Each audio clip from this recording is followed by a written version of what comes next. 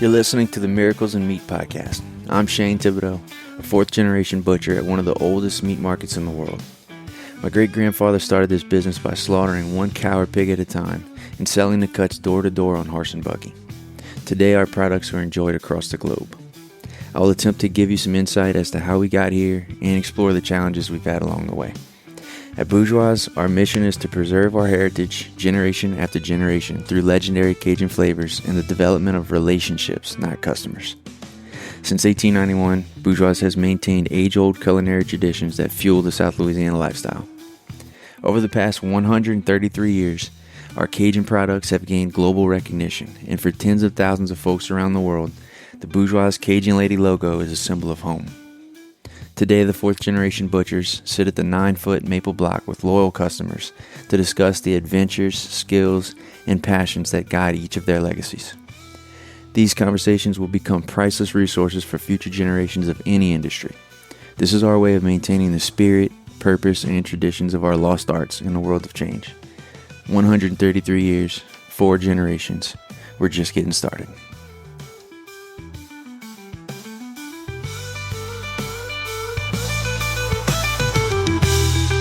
All right, here we go. This is episode 3 of the Miracles of Meat podcast. I'm Shane Thibodaux. I'm sitting down today with Bo and our good buddy, Nick Lichenstein. Nick is the owner of Eagle Energy Services in Gray, and he also holds a seat at the DU, that's Ducks Unlimited, National Board of Directors. Nick was born into this very interesting lifestyle / legacy of wildlife conservation. And he, started at the bottom, following along, going to the banquets and stuff with his grandfather, and has worked his way up in the leadership positions within DU. And now he's got a seat at the big table, and he's making some impacts and spreading the word and making this hunting thing something that our future generations can enjoy as much as we do.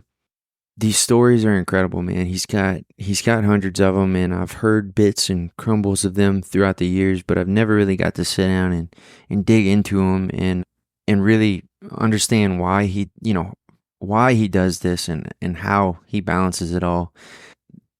Those of you who don't truly understand what wildlife conservation is and how this all works, people hear the term trophy hunting, and that gets a bad rap, absolutely, but it really takes guys like this. It takes guys like Nick to sit down and explain what is really happening behind the scenes and how these hunts are structured and where the money goes and who is benefited. I think a lot of people would be very surprised to hear this.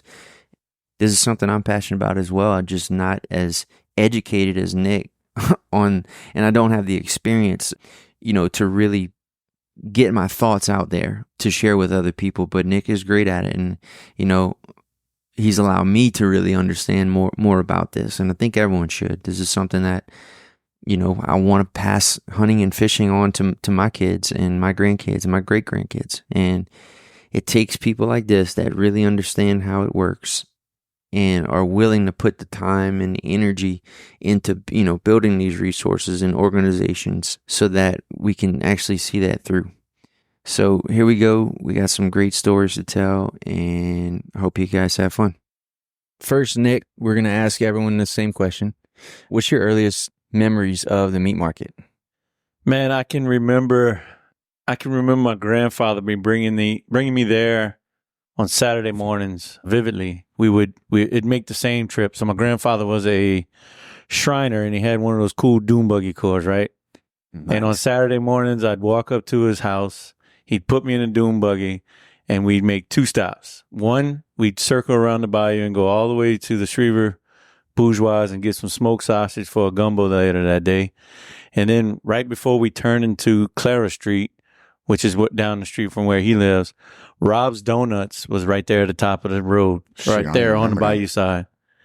They got an ice machine right there now, but that's where the original Rob's Donuts was. Man, I don't remember that. So we'd come in with 5 pounds of smoked sausage and 5 pounds of donuts. So this must have been 1992, 91, somewhere like that. So it's pretty early on. But another memory I'd like to share with you guys from Bourgeois is, and we'll get into some of the hunting stuff later on, but every single safari that my grandfather ever brought me on, every single one of them, we'd bring at least 15 pounds of beef jerky with us. Seriously. For y'all? Yeah. Or to share? No, hell no. Or to sell? Or to Just sell? for us. Just for us. So, like, obviously, my grandfather, pretty picky eater. He didn't know. I usually enjoyed eating with the tribal people and stuff like that. Just kind of try some of the African foods like the sutsa and stuff like that. But as a backup plan, we would bring beef jerky. And I'm telling you, we'd bring 15 pounds of it. And so I remember vividly eating. I associate beef jerky with South Africa or Zimbabwe, to be specific, because we would eat that every afternoon when we'd come in from hunting. So what did they think about it up there? they thought it was really good. I was always pretty stingy with it. So I wouldn't I'd let the PH try. If he put us on a really good animal, I was like, here's a couple pieces. Here's your tip. But I'd keep it here. You can have all the other stuff, but you ain't having the beef jerky. So that's some really good memories of the beef jerky. So thank y'all for making that, because they probably put me through a couple of those long hikes chasing after animals. I got a question for you, Nick. Go ahead. What is mayonnaise bread? Mayonnaise bread is the reason that my health insurance rates are so high at Eagle Energy Services. So every single morning, we pan fry smoked sausage every single morning. Like, there's not a morning that we miss. And what we do is we pan fry that smoked sausage, and we take a piece of mayonnaise bread, put some mayonnaise on it, and fold it over and put a piece of smoked sausage in it. The problem is you end up eating, I try not to do this anymore, but you end up eating 6 pieces of bread because you can't let the sausage go to waste, right? So Evangeline made? Absolutely. Old fashioned. Yeah. Yeah. Old You fashioned. get the small old fashioned, or you get the regular size? I think it just says old fashioned. I just started dabbling in the different varieties. Well, maybe you got to learn me something. Yeah. Maybe I need the small old fashioned with my cholesterol numbers these days. I don't have an opinion yet, but I just started. I'm 42 as of Saturday, so 2 more days. And I've made more appointments with CIS in the last 3 years than I have in my whole life. And Dr. Patel, I love that dude, but he's like, no more mayonnaise bread. I like how he knows about it. Yeah. Oh, he knows about it. And what's funny is every single time I go visit him, he'll read like to a narrator, and he'll be like, ex tennis player, doesn't play tennis anymore, eats a lot of mayonnaise bread. So where is mayonnaise bread exactly on the food pyramid? It's got to be in the heart, right? That's where all mine went, obviously. Yeah. My cholesterol number says so. But it's one of those things that makes you happy, right? Is it one of those things you're going to pass on to your kids? So trust me, they've eaten their fair share of mayonnaise bread. The Paxton's all about it. My daughter doesn't really care for it too much because she's not a big mayonnaise person, but the boys, I mean, it's not carnivores, baby. It's not about the mayonnaise. You need to explain that to her. That's right. It's about tradition, right? Yeah. You need to have high blood pressure and cholesterol just like your dad did. It's not about just liking like what your grandfather did. Right. So you think they liked it, you know? Yeah. No, it's all they had. Yeah, let's go with that. So, but anyway, mayonnaise bread is a staple at Eagle Energy Services. So if you ever come by Eagle Energy at about 8:20 in the morning, you can bet your butt there's going to be a loaf of bread and a pound and a half of smoked sausage sitting on the stove. So you taking smoked sausage, you cutting it long ways? Absolutely. You're opening it up. You're butterflying it. Yeah, but we like to separate it. Then you get more pieces of bread out of it, right? Okay. So you're splitting it. So we split it in half and then throw it on a Black fold iron? over. Absolutely. That's all. There's no other way to do it, right? You do water and cover it, or you just like sear it? Man, we put a little water in it, mostly because it's usually early in the morning and phones are ringing and we're trying to catch up on emails and stuff like that. So you can cheat it a little bit by putting a little water in it and let it cook down. Well, I approve. It gets the queso more tender too. I agree. You ever save you grease? No. Oh, sort of. and Bo can attest to this. We got a They only use bacon grease at the camp. so we got a obviously after Ida it kind of went away, but we had a stove that. Are you familiar with like how bourbon's made with the sour mash? So they for bourbon they take the sour mash, and part of the next batch of sour mash includes the previous batch of sour mash. So in essence, the barrel that they make now has the same mash in it that the first barrel was made with. We did that with bacon grease. So we could say like, hey, we have bacon grease in this container on top of the stove from like the 80s. So you got like a mother. You got a bacon mother. Yeah. It's like the mothership of bacon, right? Yeah. And that stove and that bacon grease is probably personally responsible for about 35 heart attacks. So, but I guarantee you it's one of the best breakfasts you ever ate. Oh, you better believe it, especially with the Bloody Mary. Absolutely. What you cooking at home? What's your staples to cook at home? Whatever, breakfast, dinner.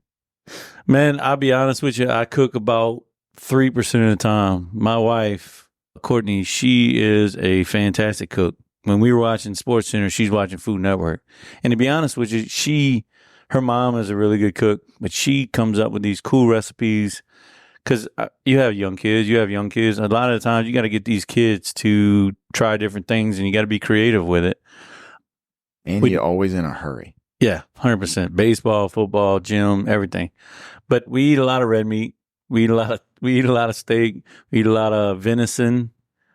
I'd say we eat venison probably 3 times a week in the form of tacos, chili.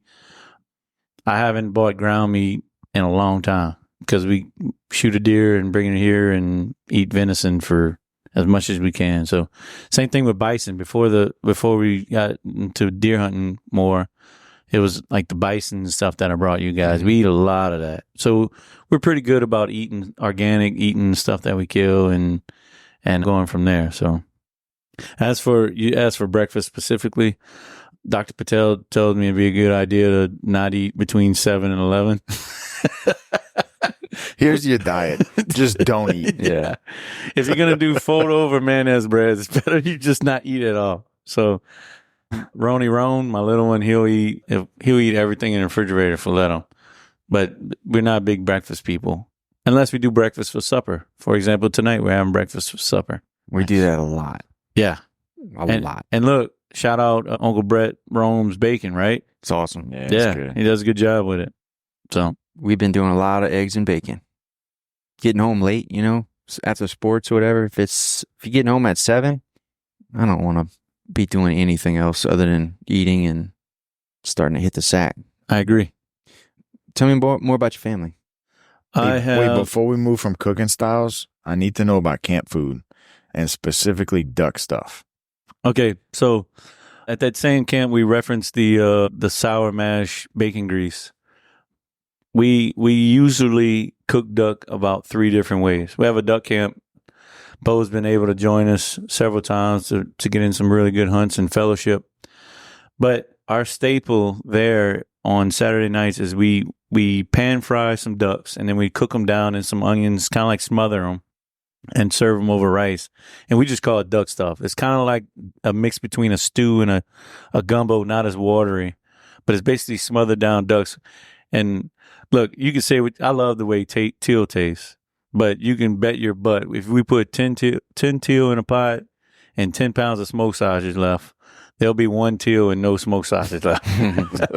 So we throw some smoked sausage in there with the teal, smother them down with some onions, let them cook all day long, and then eat that over rice. And usually that's 90% of the time we eat it like that. We've been known to cook some fajitas. We've been known to cut them up and cook like a jambalaya with them, like a duck jambalaya. But me personally, and I'm sure Bo will agree, that duck stuff is something terrific. It's really good. And one time or a few times, I thought y'all don't put sweet potatoes in it. Oh yeah, we'll stick some sweet potatoes inside the cavity of the teal. I don't know. Look, it's really good, but I don't know if it's a combination of it just being really good in general. It's a Saturday night at the camp too. You're at the camp, the mood is right. You got a couple cocktails, and you haven't eaten since you've eaten the bacon grease at about 10 o'clock, and you either went and baited alligator hooks, or you went try to catch redfish, or you went work on a blind, or you went move your decoys. So you spent the last 6 or 7 hours working your butt off, and then you come in, take a shower, fix you a whiskey drink, and you sit down to that food. Man, it's hard to beat. Yeah. I'll be honest with you. Duck camp dinners it's got to be, I'd say Mama's Thanksgiving 1A, duck camp dinners 1B. Something about it, right?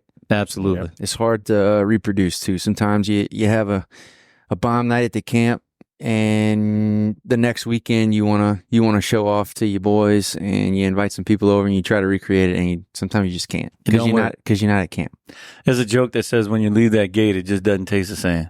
Yeah, when you pass through that 100%. gate. No, it's true. There's some magic. Shane's cooked some amazing things at the deer camp before, and it's just random. It's packages out of the freezer that aren't labeled, and throw it in a pot, and it's the best meal you ever had. And you can't do it again. Yeah, Ever. You got the same stuff. Yeah. Who's in the kitchen at the camp? Do you like that part of it, or you just like to reap the rewards? Man, I'm more of the guy fixing the old fashions or the whiskey drinks. Okay. I'll be honest with you. Look, if I'm there and there's nobody else in there, I'll step up and cook it. And that's kind of the cool thing. We use the same pot. Pot's been used 1 billion times. Mm-hmm. You can't burn anything in it because it's so well seasoned, right? But there's kind of a hierarchy. You know who's better than others at it. I'm about third or fourth on that list. But if my cousin Beaver, I was gonna ask, he's the man. He's good with a spoon. Beaver knows his way around pot, buddy. Look, there's a combination Beaver, and that beard shows a little. I don't know if Emerald grew a beard like Beaver, he wouldn't be able to be stopped. It does look cooler when someone cooks with a beard. Absolutely, and you know it's gonna taste better. Plus, this isn't a shot at Beaver because we're all shaped the same way, but we're all got the look, right? You know we can cook. There's no skinny guys in the kitchen. You know what I mean? So I bet you Dr. Patel couldn't cook like that. There's no way. Challenge accepted. So Duck Camp Dinners. I know there's a show called Duck Camp Dinners, but I'll be honest with you, it's Duck Camp, Deer Camp Dinners, just camp dinners in general. It's hard to beat those. Yep. You just can't break some of those traditions too. No matter if it starts to taste bad or what, you just need to hold on to it. You know? Absolutely. So you're doing the hunting and fish. You mentioned red fishing and alligators and all this stuff. Are you actually attached to the getting your own meat side of things, or is that kind of just a byproduct of it? I'll be honest with you. It's always been a big part of my personal beliefs in hunting. I've always taken pride in eating everything that we shoot. Like, you don't want to, if we're not going to eat it, we're not going to catch it. If we're not going to eat it, we're not going to shoot it type of deal. And look, that can be difficult when you travel abroad, right? Because you go to Argentina and it's hard to eat doves that you shoot because you're shooting a lot of them, or it's hard to eat when you go to Africa. But even when we've gone in the past, I've asked specifically, hey, chef, can you cook this? Me and Paxton want to try it, or me and so-and-so want to try it. So to me personally, I'm real big on, hey, if you're going to hunt it, you're going to harvest it, we need to try to eat it. How do you feel about that? Same. And I'm getting, I guess I'm building my attachment for it over the past few years. And it seems like, I don't know, for me, I've continued to like make hunting and fishing harder and harder. And I know you do the same. You're shooting a bow. Mm-hmm. You know, that's one element deeper that you can make that connection to the meal, you know. And maybe some people don't get it, they don't care about it, but if that's what you're after, it's there for you. Like, the opportunity's there, so do it if that's what you want. You know, if you went walk 50 miles in a week to get this elk or to get this whatever you shot, and it was with a bow, and you had to pack it out, I promise when you sit down and you watch your kids bite it, you're going to feel something, right? Absolutely. You get to tell the story of it. It's not, it's a lot different than buying packaged beef, which we're in a funny relationship with that because we love, we grew up loving both. We love this as a business, but we also spread sportsmanship and hunting. You know, we want everyone to understand that they can do that. You know, you don't have to go get a pack of frozen patties. You can go hunt the animal, bring it to a butcher, and see the whole process done, you know? So, man, we got tons of customers that do the same thing. They're bringing us stuff year round, whether they're going on public land or they're doing the one-time duck camp hunt, you know, a year, and they're bringing us a bag of duck and they want some summer sausage made. They feel differently when they bite into that than they do, you know, if they hadn't worked hard for it. 100%. Look, full circle, one of the coolest things that I've witnessed, and like you said, I grew up where we ate this stuff, but my 7-year-old Roan, he's now 8, but he shot his first deer when he was 7, right? And to see, we shoot a deer, we bring it to you, y'all process it for us, and that night we sit down. I think Courtney cooked tacos with it the first time. We sit down at the table, and I said, Roan, guess what? He's like, yes, sir. He goes, I said, this is the deer that you shot. Like, we're eating the deer you shot. We didn't have to go buy this. You supplied our family with this food because of hunting. And you could kind of see a light bulb go off in his head. Like, man, that's super cool. Like, I provided for my family by hunting, and hunting was a good thing, right? Same thing with my daughter. She was reluctant to hunt. She understood, all right, she loves hunting. She loves being around the animals, but she was reluctant to be the one to pull the trigger. Like, she always wanted to be there, but I guess she was reluctant to pull the trigger. And I just kind of explained to her, like, look, we're going to need meat. We're going to need food. Her favorite food is spaghetti. I said, do you know how many spaghettis mom's going to be able to cook with this deer? And she absolutely took joy and pride in being able to provide our family with spaghetti, her favorite food. So, again, I think it's very important to tie that together. Yeah. I know a lot of people, I have friends that say, man, I'm not trying to put that much work into hunting an animal. I just want to go out there, shoot an animal at 500 yards, and I get to eat it just like you do. I think there is another step to, hey, being there close and personal with the animal and shooting it with your bow. Mm-hmm. And that's kind of where I stop. There's guys that look at me and like, man, you're a wuss. Get you a longbow. right. I'll get you a recurve. A next step. Right. Hey, y'all need to chill out with that, Shane, because I never thought about it that way, that you're trying to make your life harder, but you are. You know, you got tired of shooting deer, so you picked up a bow. You got tired of catching fish. That got too easy, so you decided to jump in the water with a spear and try to do it that way. That's what you thought was the best thing to do.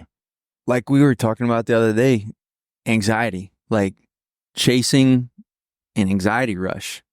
You know, that is a part of it. And hopefully you can check that box and also pick up some other boxes along the way, you know, things that make it important to you. But like you're talking about, you can also tell Roan and your daughter that, like, they're not just providing for y'all family. Like, think about what happens when they bring that deer to us, you know, providing for us and then all of our employees. Like, we're paying our employees with that. We're buying, you know, local meat from other local meat vendors. We're buying casings that the sausage is going to go into. We're buying parts for the grinder. That all comes from, you know, they play a part in that, and people don't realize that. But that's one more thing. If you're looking for it, it's one more thing you can feel good about. Absolutely. You know? Absolutely. So and jumping in the water, shooting fish with a spear, I'm not there yet. And I see your videos, and you look like the coolest person in the history of the world. I'm just trying to look like the other cool people, man. Like, Bear Grylls looks like the Dollar General version of Shane Thibodaux.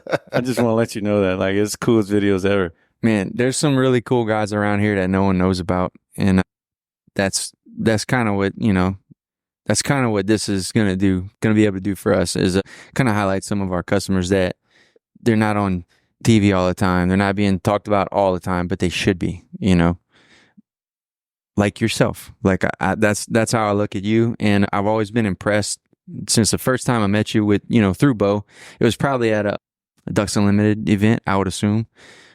But I knew you were involved in it. I didn't really know how you were involved, which we'll get into, because I guess I still don't. But I watched you coordinate those events, and I paid attention to just how much shit you had on your plate and how many different things. And I put myself in your shoes because I've ran smaller events before then, and it brings it back to like, that's an anxiety. That's a rush. Like, to see all the work come to fruition and to see the event, you know, the videos you played in your mind on how you wanted everything to go, and you're able to do it. Like, you're able to land it. And when you can do that with a room with 500 people, like, it's something. Like, it means a lot more than writing a check to Ducks Unlimited. You know, it's just a much deeper connection you have to what you're doing. And yeah, I've been impressed with you since the day I met you, and I wanted to know more. I want to know how you balance all of this stuff and why you do it. So how'd you get into the Ducks Unlimited stuff? So Ducks Unlimited, man, I'll be honest with you, it was an unwritten rule in our family. So the place that we were talking about earlier, River Rest, I want to say we got that place when I was about 8 or 9 years old. That would have been 91. And the hunting was fantastic. I mean, every single person that went, there was so many ducks. And I vividly remember, it was about the time I started being able to shoot on my own. I was 12 or 13. I had a 20 gauge pump that I won at a DU event. And I vividly remember my grandfather not allowing me to load that gun. And we're sitting in the duck blind. The sun's just coming up. It's shooting time. And there are 20 grays sitting in the pond in the decoys. There's a flock of teal buzzing the decoys. And I vividly remember my grandfather said, "Don't load your gun yet." He said, "I want you to just watch for about 5 minutes." So we watched all the birds go by the decoys. And I mean, they're everywhere. And you're a 12-year-old with your own gun and you just started shooting. This is torture, right? But he wanted me to see, and he told me, he said, "I want you to see these ducks, and I want you to look at them, and I want you to appreciate them, and I want you to know that there's ducks in our decoys because of Ducks Unlimited." He said, "That's a fact." He said, "This doesn't just happen on its own." He said, "But it's a lot of work that the DU does, and it's a lot of work that conservationists all over the country do in order for us to have this resource in our blind. And I want you to remember that." Now, 15 minutes went by, and it didn't really mean much at the time, but 20 years later, it's like, man, how powerful was that for him to be able to have the hindsight to be able to teach me that. And look, you didn't have to be in Ducks Unlimited in our family. If you were a member of our family, you did not have to be in Ducks Unlimited, but you wasn't going hunting, right? Right? So you could, if you want to duck hunt, you better be in Ducks Unlimited. Mm-hmm. And it was your responsibility, not his. So you needed to go to a banquet and fill out a membership card and send it in, not him. And he expected it. So very, very early on, there was a tie between duck hunting and Ducks Unlimited. Mm-hmm. And he did that. And he did it for everyone in our family. I remember being 8, 9 years old and seeing him in the role that you were talking about earlier, running that banquet. And I would just be in charge of selling some raffle tickets at the door because I couldn't tell a kid no, right? Mm-hmm. And selling $300 worth of raffle tickets and being proud of that. And him making a big deal out of it, right? You sold $300 worth of raffle tickets, and that money's going to the breeding grounds in Canada to help create more ducks to be in our decoys. So it was really tied together. The hunting aspect, yeah, it's fun to hunt, super cool to hunt. But if you don't give back to the resource, it won't be there forever. And one day I want your kids to be able to hunt just like we're hunting now. Mm-hmm. And Ducks Unlimited is a big part of the reason that happens. So I don't even remember the question you originally asked me, but that is kind of the start that I got with Ducks Unlimited. He really tied it together for me to be able to see visually. It's easy to tell somebody, right? But when you visually see it and you see it and it means something to you, then you fall in love with it, and you try to do like your dad or your grandfather did. And that's kind of how I got to be a part of Ducks Unlimited. Yeah, and ducks are such a unique animal. You know, I guess you don't really, because they pass through 3 countries and all these states, and there's all these flyways, they need so much more management than, like, say, a deer, you know? you can have 500 acres or 100 acres or whatever and manage a little deer population, right? That's why every state has different rules for their deer. You know, there's states that are overrun with deer that, you know, cars are hitting them left and right, and then there's states where they're doing their best to get more. So ducks are a little different because of the just the territory that they pass over and how many times they get shot at between Canada and Louisiana. So yeah, it's super important that we manage them.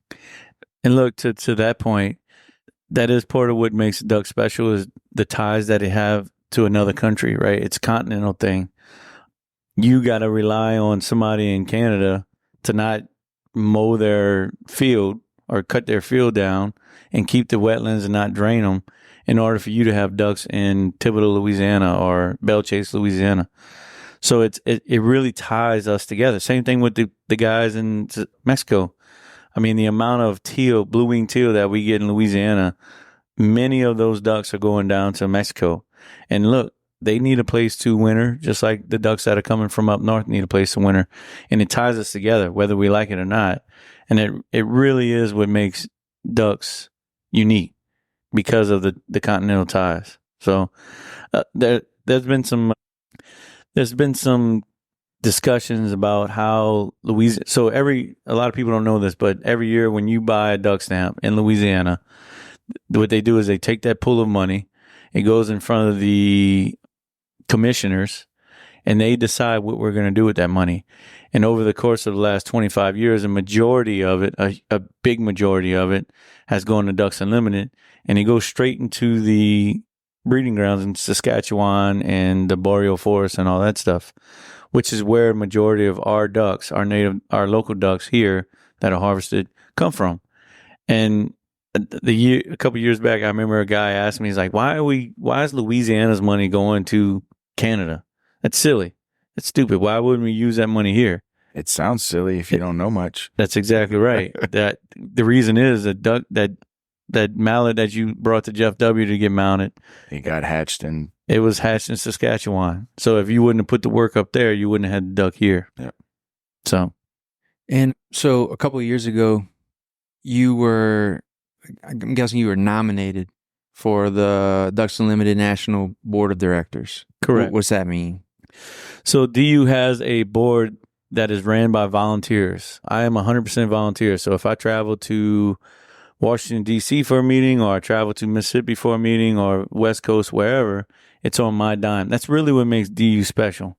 But it means that these board of directors are the ones that meet twice a year, discuss the status of the organization, where the money should be spent, what are we focusing on, all the way down to staff members or how many staff we feel we need in a certain area.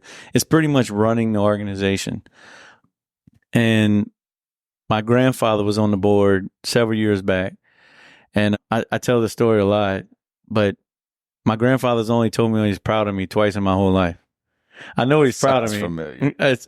I know he's proud of me, but he's only told me twice in my life. The first time, granted, I have undergrad, a graduate, I got married, I had 3 kids. None of those got an attaboy. Big deal. Yeah. Everybody does that, Everybody right? does that. First time was whenever I got nominated for state chairman in Louisiana. When was that? I got nominated in 2017, which at the time I was the youngest nominated state chairman of all time. I served in 2019, and y'all were a part of that at the house that year, but I was actually 6 weeks older than the youngest state chairman, who served in 1982, which was the year I was born, a guy named Eric Byer. Anyway, he told me he was proud of me that day, the day I got nominated. I'll never forget it. And then the day that I got a phone call saying that I was nominated to the national board, he told me he was proud of me. So I got 2 attaboys from Ducks Unlimited, but nothing else. So kind of shows you how important it is to him and our family. Have you served on the board yet? So yeah. That's coming. No. I've been on the board in 2 different positions now. I've served as an at-large director for 3 years because of COVID. And then I got nominated as a regional vice president for 2 years. And then I just got renominated about 3 weeks ago. So now I'm a regional vice president for Ducks Unlimited, which means I'm in charge of a flyway, they call it, Region 4.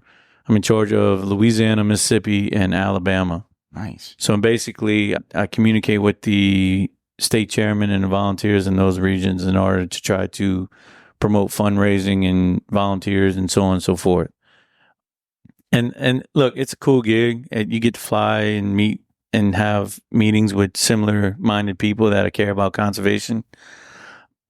But I'll be honest with you, I'm a little unique in my age. I'm a lot younger than the average board member.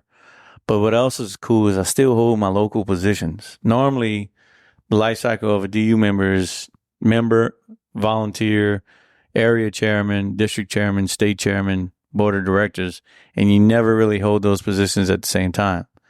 Right now, I'm a board of director. I'm the state treasurer for Louisiana DU. I'm an area chairman for Thibodaux. So I still hold basically the top and the bottom positions.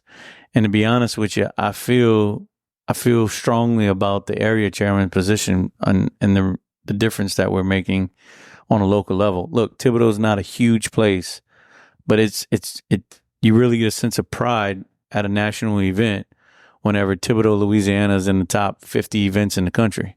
When you're talking about a town of 15,000 competing against Chicago, Illinois. Right. And that's because of the people that care in Thibodaux and the great committee that we have around us. So that part's pretty special to me. And not to go out too far on a tangent, but now it's kind of coming full circle, right? My oldest son, Paxton, he's going to be a freshman at E.D. White. He came with me to the last national event. He turns to me in the middle of the event. I'll never forget it. And he said, "Dad, I want to start an E.D. White chapter of Ducks Unlimited." And I said, "Boy, I'm proud of you." Got something in both my eyes. And that was the first time. That was the first time you told me. It didn't mean anything that you made the soccer team or that you made 4.0, but boy, I'm proud of you. You that you want to do that on your own. Excellent. So, Do you have a specific maybe end goal for your actions with DU? Is there a specific maybe a niche thing that maybe you're concerned with that other people aren't? Man, I don't want to look at the end of the day. I'm kind of in it for the brand. Whatever DU kind of needs me to do, I'm willing to do. It's a privilege and an honor to be on the board, right? And if I serve these 2 terms and they decide that they have someone that can do the job better than me, I'm fine with that. Obviously, I have a connection, being a little younger than the average board member, I have a connection with the Green Wings, which is our youth members.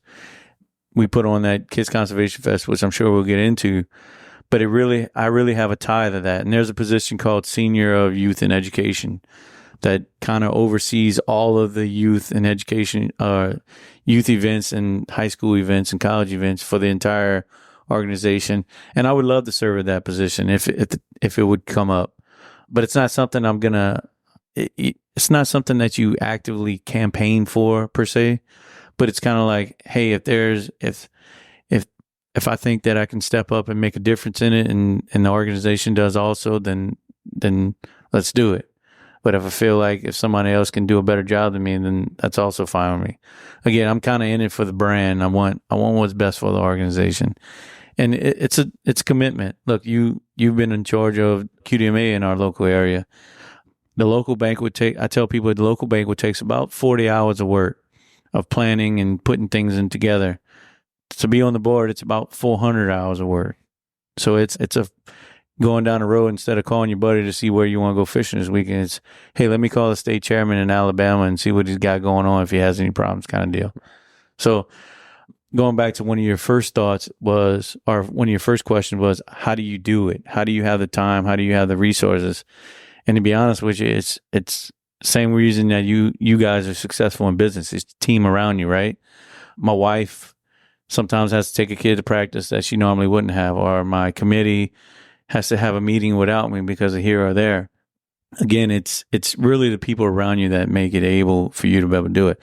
Yes, I'm the face of the Thibodaux chapter, but you guys know, especially you, Bo, you know how many guys show up and putting together tricycles or putting out silent auction bid sheets and stuff like that. It's really the guys around you that make it happen. Yeah, well, and that might be true for the grunt work, but man, the hardest part of those organizations and keeping them alive is keeping those finding volunteers, then keeping them interested over, dude, you've been the Thibodaux chairman for I don't know how many years now, and you still have a great group of guys that are still gung ho and I don't know how you do that. I think it's the beer. I think it's the beer at the event. Quantity or quality? Look, we've kind of we've grown through the years. We've lost some guys. It's a commitment, right? But it's really the cool thing about it is it's the guys that they have to believe in the mission. Originally, like you, so I've been chairman for Thibodaux for about 13 years now. Originally, it's all your friends. So you step into the role and your friends step up and like, man, I want to help Nick out. He's my boy. But then it becomes deeper than that. Those guys kind of erode away, and you got to find guys that believe in the mission and that believe in the work, right? Because at the end of the day, it is work. But at the end, like you said, at the end of that banquet night, when you're sitting there and you're just seeing the dollars that we raise, it's an adrenaline rush. Mm-hmm. It absolutely is. And there's nothing more, like I said, when you go to a national level and you see, man, Thibodaux was 50th out of 4,500 chapters. It's a big deal, and it makes you proud. And then we share that with the chapter, and those guys absolutely love being part of it because they know at the end of the day, they know they're making a difference. You know what I mean? You guys have been great to Ducks Unlimited for probably all 13 years now. A lot of times you guys have your own lives going on and you're not there to make every committee meeting. I see y'all faces every now and then, but when it comes down to it, you guys have given Thibodaux chapter of Ducks Unlimited more support than just about anybody. I mean, in terms of hamburgers for Kids Conservation Fest or tomahawk ribeyes for our event that are always popular. I don't think you guys have ever told me no. And I try not to ask too much because I know how much you guys do, but it's the guys like you that are making a difference. I mean, it really is.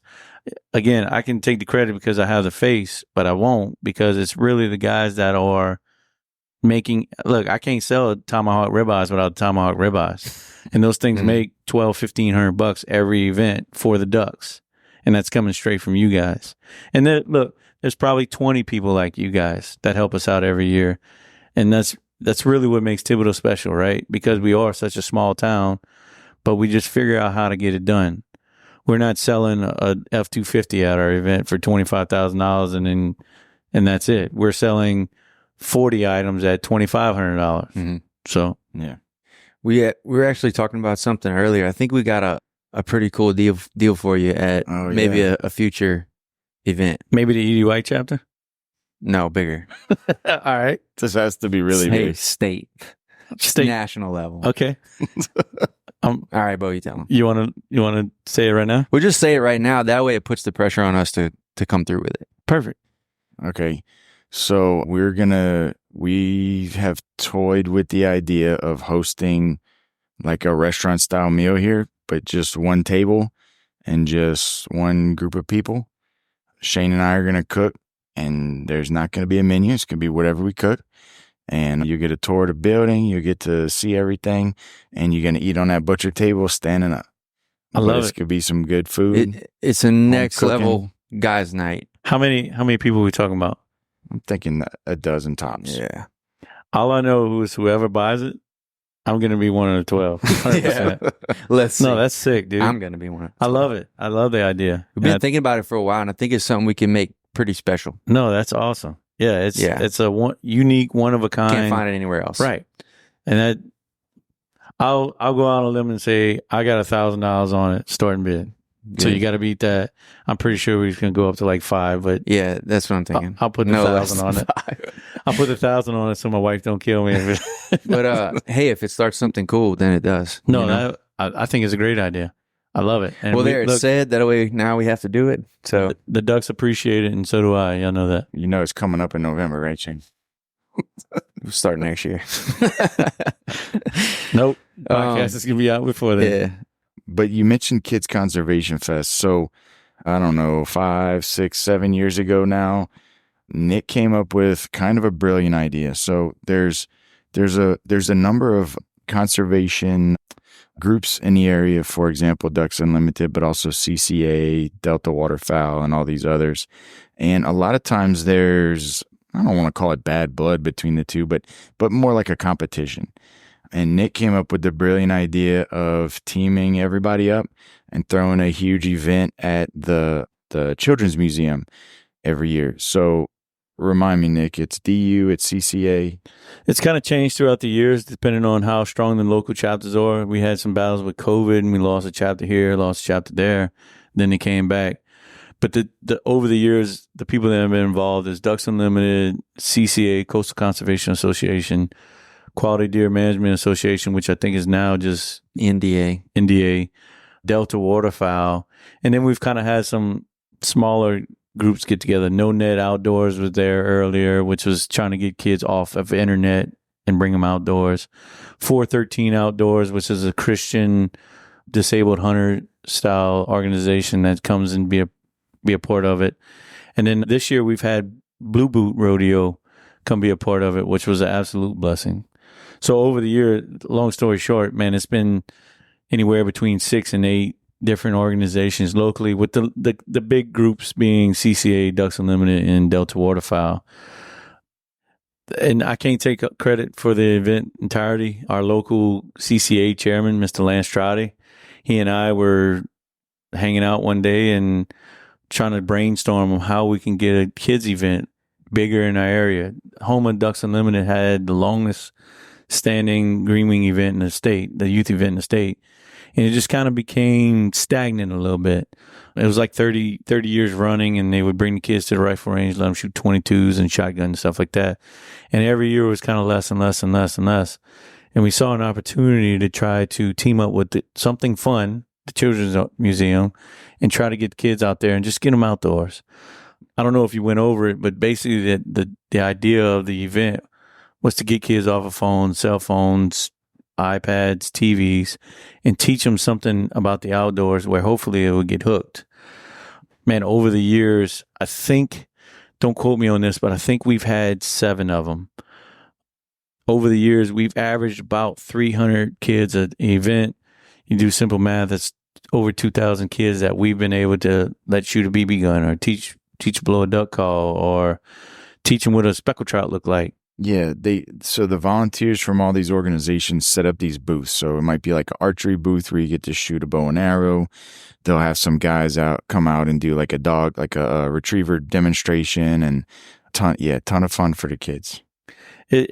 Look, going back to Ducks Unlimited real quick, I wear a lot of different hats, as y'all heard, but this event is truly the coolest event that we put on, and I'm pretty sure CCA Delta would tell you the same thing. And again, this little event in Thibodaux, Louisiana has been the #1 kids event for Ducks Unlimited for like the last 6 years, right? And I would guess it's also the biggest for the other ones too. Biggest for CCA, biggest for Delta. And the way it works is basically we go out, we allow these kids to come, we teach them about outdoors, and then we give them a membership to each participating organization. So the kids will come, they'll have a DU membership, a Delta membership, and a CCA membership that came this year. And then all year long, they receive magazines or stickers and stuff like that. Just continues to promote not only outdoors, but specifically conservation and the way it ties to outdoors and the way we need to give back in order to keep the resource. I would be remiss if I don't say that after our 3rd year, originally it was called Kids Conservation Fest. Yeah, super cool name. I should have said Jackie Bartels. Yeah. Well, after the 3rd year, my grandmother passed away about 3 weeks before our event, and we jumped through hoops, but we got it changed in time, and we renamed it the Jackie Bartels Kids Conservation Fest, which is my grandmother, and she was the biggest proponent of kids and outdoors and conservation being all tied together. So really cool way to honor her. And I think, I know that she would be proud of the work that us 3 individuals in this room have been able to accomplish with getting kids in front of outdoors and teaching them about conservation. And we could spend an entire podcast just talking about your grandfather and grandmother, but your grandma was a hell of a hunter in her own right, that she would go on these hunting trips with your grandpa, right? And it's sometimes by herself. Sometimes he would be busy with work and she says, okay, I'm going. I'm not waiting on you. That's amazing. And tell me how this goes. She's right-handed, went blind in her right eye, so taught herself how to shoot left-handed. That is correct. She can shoot a lot better than me left-handed. Well, I don't know about that, but she So she had macular degeneration in her eyes, and she had to teach herself to switch sides about 7 or 8 years before her death. And she taught herself how to shoot opposite hand and opposite eye in order to keep hunting. And something really cool came out of that. We didn't really talk about it, and I don't talk about it a lot, but she saw an opportunity again to have children come that have been blind since birth to the trophy room where all the animals and stuff are, and visit the animals and feel the animals. And she called it sensory safari. So basically the opportunity is the kids come, they come to the house, they feel the lion's mane, they feel an iguana or feel a bear, and 90% of them have been blind since birth, and they get to see with their hands, and they called it sensory safari. So that came about because of the macular degeneration. So same thing with my grandfather teaching us about conservation. She was able to use a bad thing and turn it into a great thing, right? And it was super cool the way she was able to tie that with her going blind in her right eye. Dang. So, man, I'm so curious as to how they got started with this, you know? I'll be honest with you. My grandfather hunted. I asked this question several times, like, why Ducks Unlimited? Why safari hunting? Why CCA? And my grandfather has been a part of every single conservation organization in the world, Rocky Mountain Elk Foundation to National Wild Turkey Foundation. Anything to do with conservation and hunting, I promise you he's part of it. And he made us a part of it. But I asked him one day, I said, where did you get to love the hunting? He said, Nick, I grew up hunting. I grew up in a small town in Iowa, and that's all we really had. He said, ever since a very young age, we didn't really play sports. We didn't really, when it was finished time to finish working on the farm, we went out and hunted. I would ride my bike 10 miles to go to the nearest bayou and hunt something. I don't know if there's bayous in Iowa, but I guess it would be a river. But he always had a love affair with hunting, and then she kind of fell in love with it. And what really makes my grandfather special and my grandparents special, is they always attached it. They always saw the other side of, hey, let's tie it to conservation. Let's realize we need to give back. So it wasn't all about just taking. It was all about giving back. And lots and lots and lots of folks hunt, right? But I think with them being able to be big conservationists is what really made it special. And it kind of tied it to them wanting to do more. Like, hey, if we go over here, they're part of an organization called Safari Club International. So they took part in this thing called Blue Bag Project. Not to go off on a tangent, but Blue Bag Project, all these people were going to foreign countries, Zimbabwe, Tanzania, South Africa. There's 3 that we've gone to, and we've done it. But it's like, man, you're going to South Africa. Why not take this blue duffel bag, fill it up with all kind of cool stuff that the people need over there, and just check it as another bag? It's going to cost you $55 on United, and bring it with you. So we did that. Again, the most recently, when Paxton was 9, so 5 years ago, we went to South Africa, where we filled the blue bag with, some of it is school books and Band-Aids and Neosporin, but some of it's cool stuff like soccer balls or sunglasses and stuff like that. And I got to see my 9-year-old hand out supplies to these guys in Africa. We went to an orphanage, and the kids loved it. And Paxton realized very quickly that the kids in South Africa are really good at soccer, right? It's not Edie White's not the best soccer team in the whole world. These kids play soccer 10 hours a day, but it was cool to be able to see him interact. And look, that came from a different organization that we haven't talked about, Safari Club International. So it was as they grew in the organizations, and it kind of went hand in hand, like, man, if we go hunt here, we can do this and tie it to this also. Let's do it. So it kind of just turned into a snowball per se. Like, man, let's go out and try to do some more other stuff. Yeah, and he'll never forget that. No, absolutely not. It was super rewarding. It was kind of the first time in his life, he's 9 at the time, where we walk in this orphanage and he sees their beds, and their pillows have basically no feathers in the pillow. It's basically a pillowcase that they're sleeping on. And he turns and looks at me. He's like, Dad, is that where they sleep? I was like, absolutely. He's like, man, I couldn't imagine sleeping like that. And it just, look, that's another benefit of going hunting. You get to see and impact people around the world. And it's not just about hunting. And it made a difference. I guarantee you it made a difference in his life. He came home a different kid after that trip. So again, I think hunting, how did they get into hunting? They got into hunting because they saw that the good that came out of it. Another aspect you can look at, and you talked about it earlier, how they harvest an animal and how many different people it impact. Same thing with hunting over there. I mean, not only do you impact the people that the PH hires, the chefs, the trackers, the skinners, the camp people, the people that make your beds every day, but you also impact the animals. Because a lot of the money that is spent in that area on that trophy fee goes into the conservation of those animals. Why is it so hard for people to understand that? What's everyone missing, or what do they need to hear? Because it doesn't matter what you say. You're going to find the people that they just can't get past the "you did this" mentality. So I don't know. Talk a little bit more about that. Maybe some questions that people ask you on the road, or I'm sure you have been the blunt of a lot of the questions, right? Yeah. Look, if I knew the answer to that, I'd probably be president. I don't know the answer to that. Some people, and you come across all different paths of lives, right? And people have opinions. That's what makes it fun. But at the same time, some people are deeper thinkers. Some people just take stuff on the surface. Man, if you give me, it's funny because I don't remember where we were. I think it was in Arkansas. And I think it was the year I was state chairman. And there was a group that came up called Flyway Federation. And it talked about the flooding of the cornfields and the ducks and stuff like that. And again, not to get into that, but basically I spent 5 minutes explaining the conservation aspect to this guy. Like, this is why we do what we do. This is the science behind it. This is what our research tells us. And I remember walking away, and the guy I was with, he goes, "Man, you sound like a Baptist preacher at a revival for those 5 minutes."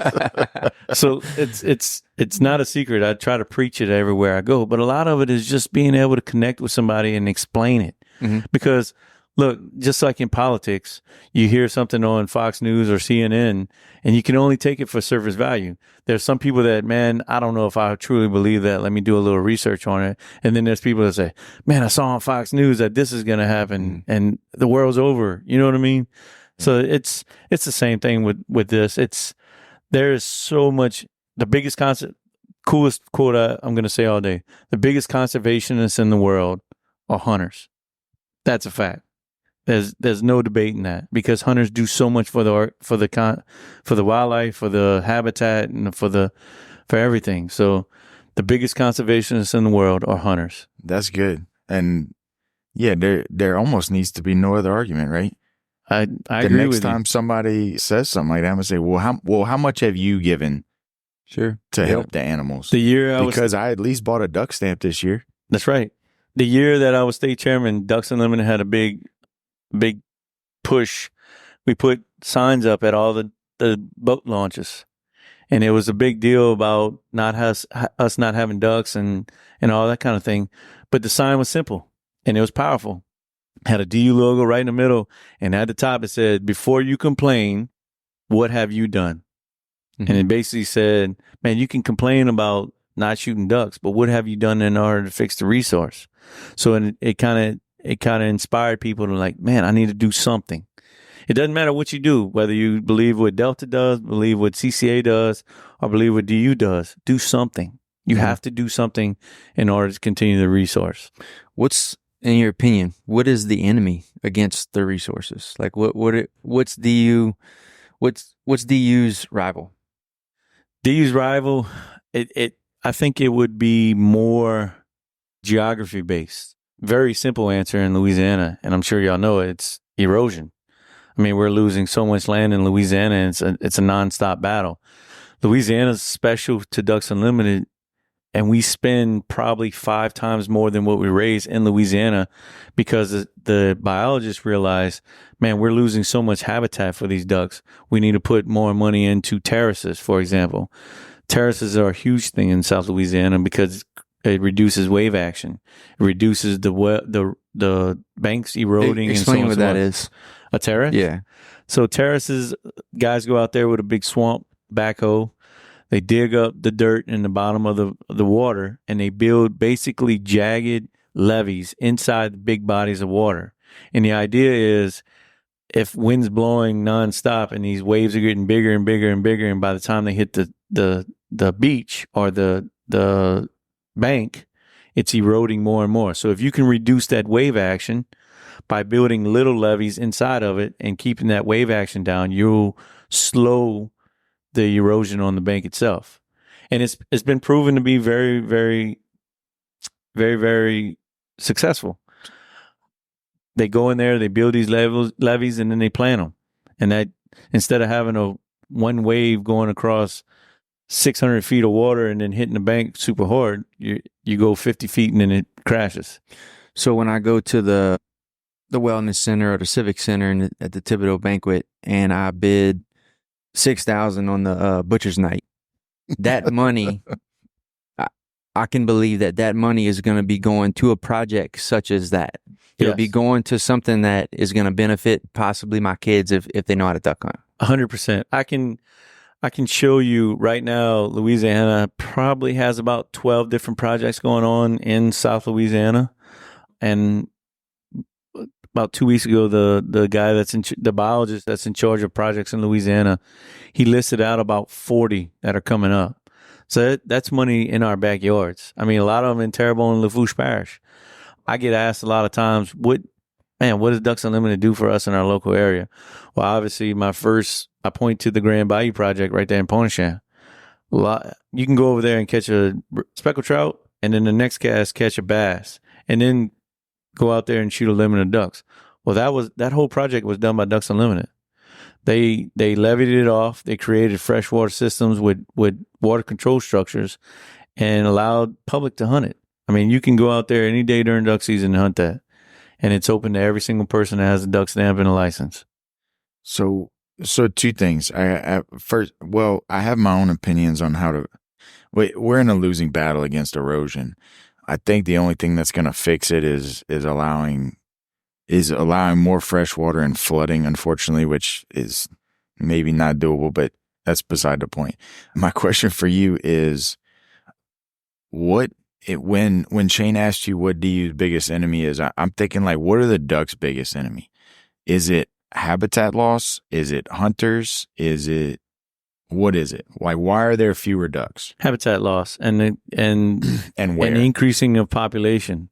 So we definitely have habitat loss happening down here. Is that happening throughout all the flyways? And yes, but it's in different aspects. So down here, obviously, it's erosion, but not only erosion, but like, say, let's go to Saskatchewan where the breeding grounds are. These farmers are flooding and preparing land for forming.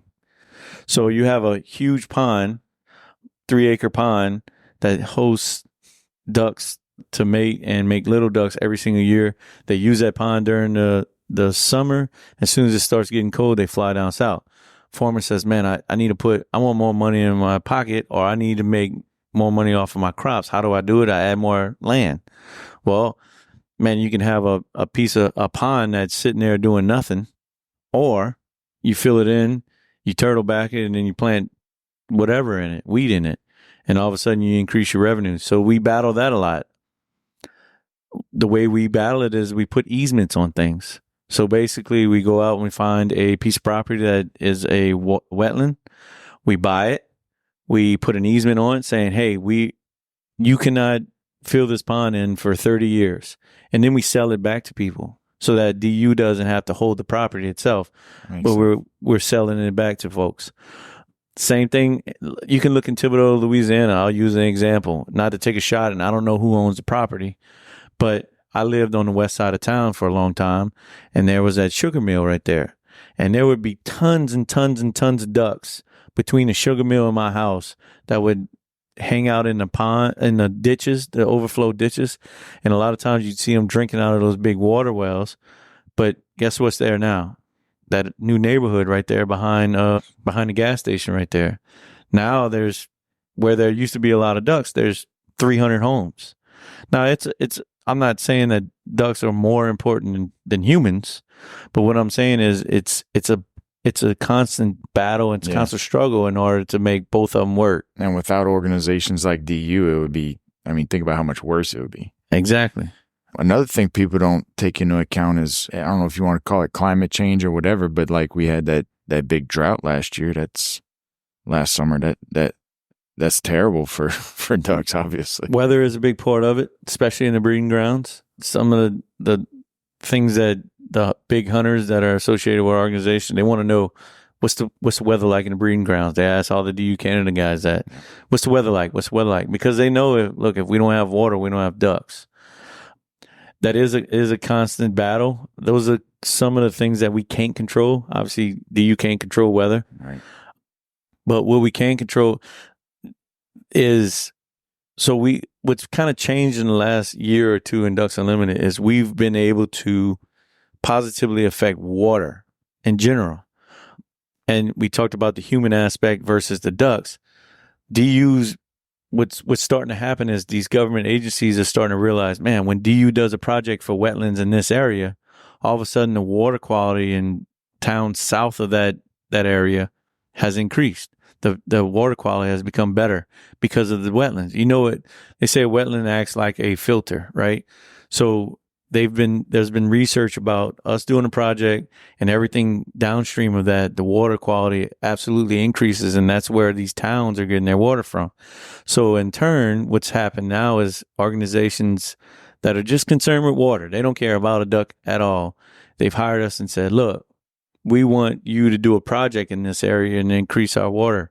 And it's kind of been a different aspect to Ducks Unlimited. We've always, we love the water and we want great water for everybody. We've always focused on ducks, but that's kind of a byproduct of what we've been doing. That's cool. And especially if they'll put up a few dollars. I mean, well, that's Right. That's the trade-off. Like, hey, government municipality has a lot of dollars, and all of a sudden we can affect more wetlands.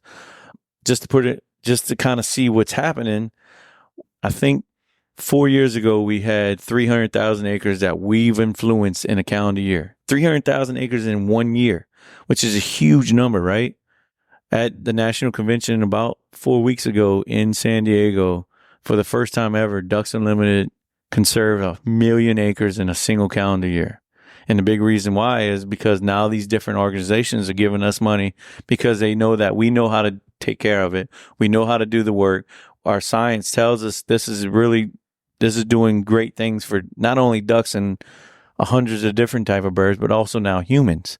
So now you're getting into the aspect of, man, if we can put up $1 million and increase our water quality, absolutely we want to do that. Here, Ducks Unlimited, please go out and do projects in our area. Nice. And they trust us to do it. So it's just kind of a byproduct of the work that Ducks Unlimited does. Ducks are regulated federally. Yes. When you buy a duck stamp, what's that money doing for you? So ducks, same thing with, so there's a grant called NACA, North American Wetland Conservation Act. And basically it's a match. So for every dollar that Ducks Unlimited gets from Louisiana duck stamps, it's matched 3-1. And that money can be used at the discretion of Ducks Unlimited. Same thing on a national level. When money like that's given to Ducks Unlimited, we try to go out and match it. No matter if it's, chances are they're going to take the $6,000 that you guys put up at this butcher block dinner.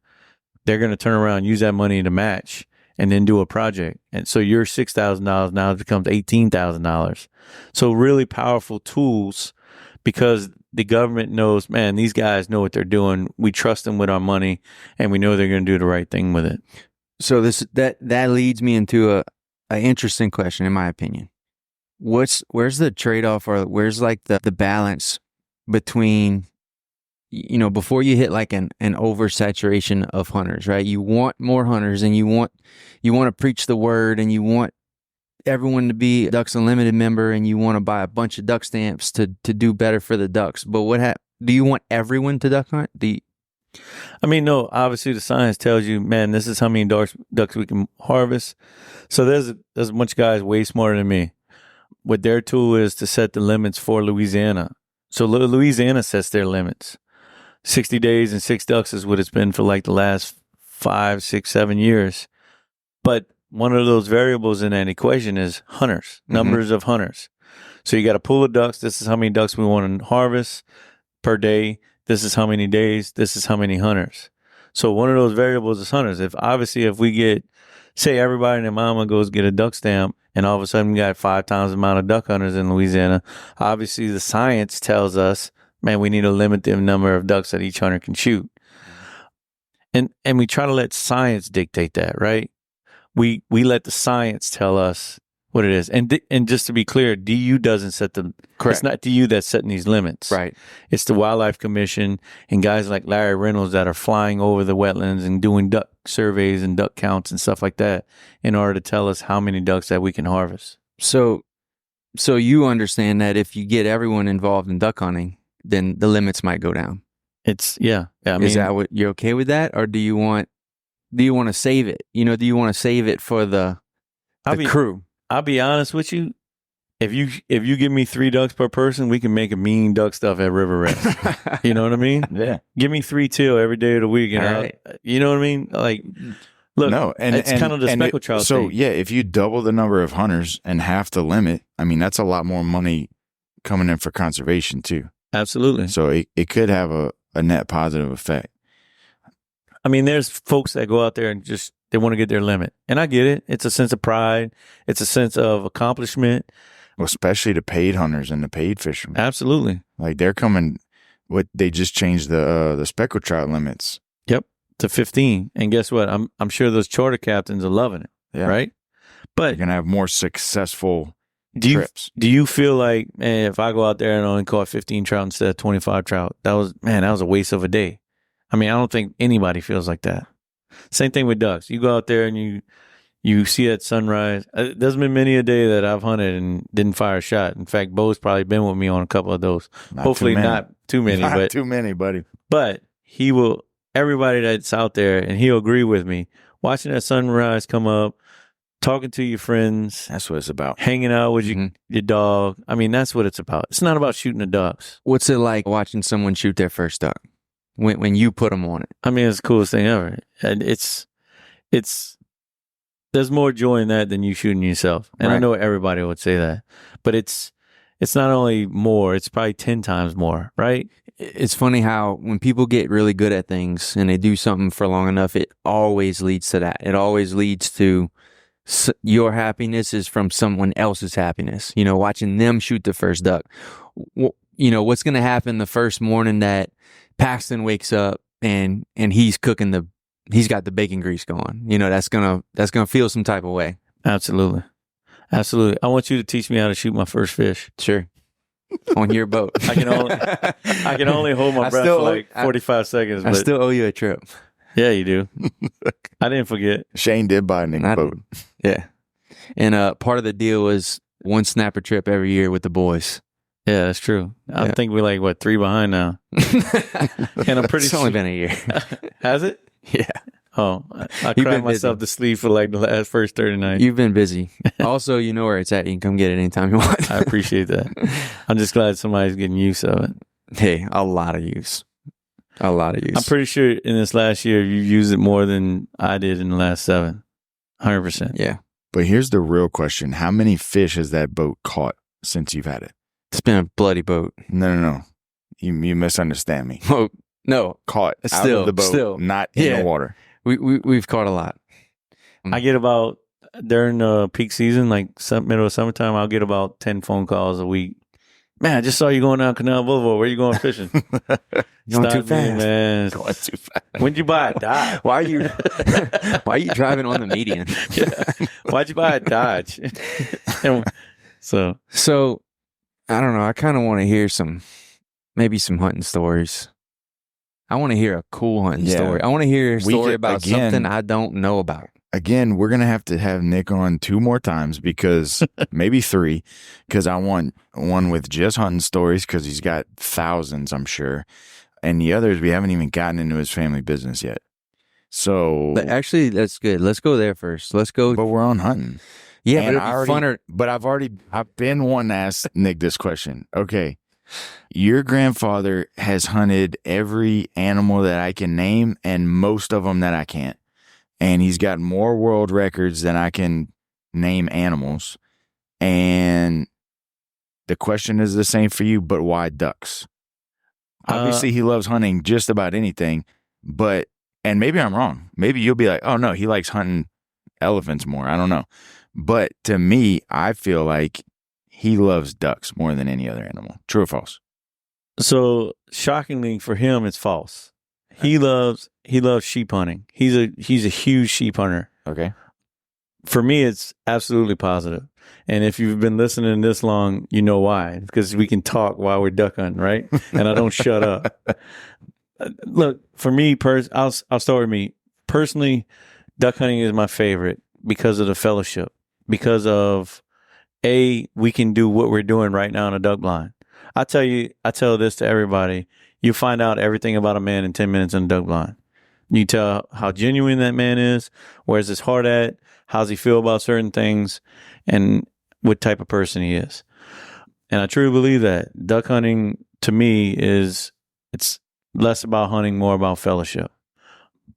My grandfather, he took a liking to sheep hunting. I don't know what it is. He's not a very nimble guy. I mean, he's been a 6'4", 285 guy for when you said he years. didn't play sports, I figured he missed his calling Well, for he the did. University of Iowa. He did. Football. Well, he ended up going. So when he was in farming or whatever, he ended up moving to Kenton, Mississippi, and he played 4 sports. So he went from no sports to 4.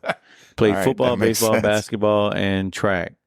And then he ended up playing football for Mississippi State. Well, shit. See? So he's one of those corn-fed boys that just were good on the offensive line, but he loved sheep hunting. And I think the reason he loved it because it was huge challenge for him. So hard. Yeah. From what I understand, that's the pinnacle. That's the hardest animal to kill. It's That's tough. true? And it's not tough because of their eyesight or their smell and stuff like that. It's tough because of where they live, right?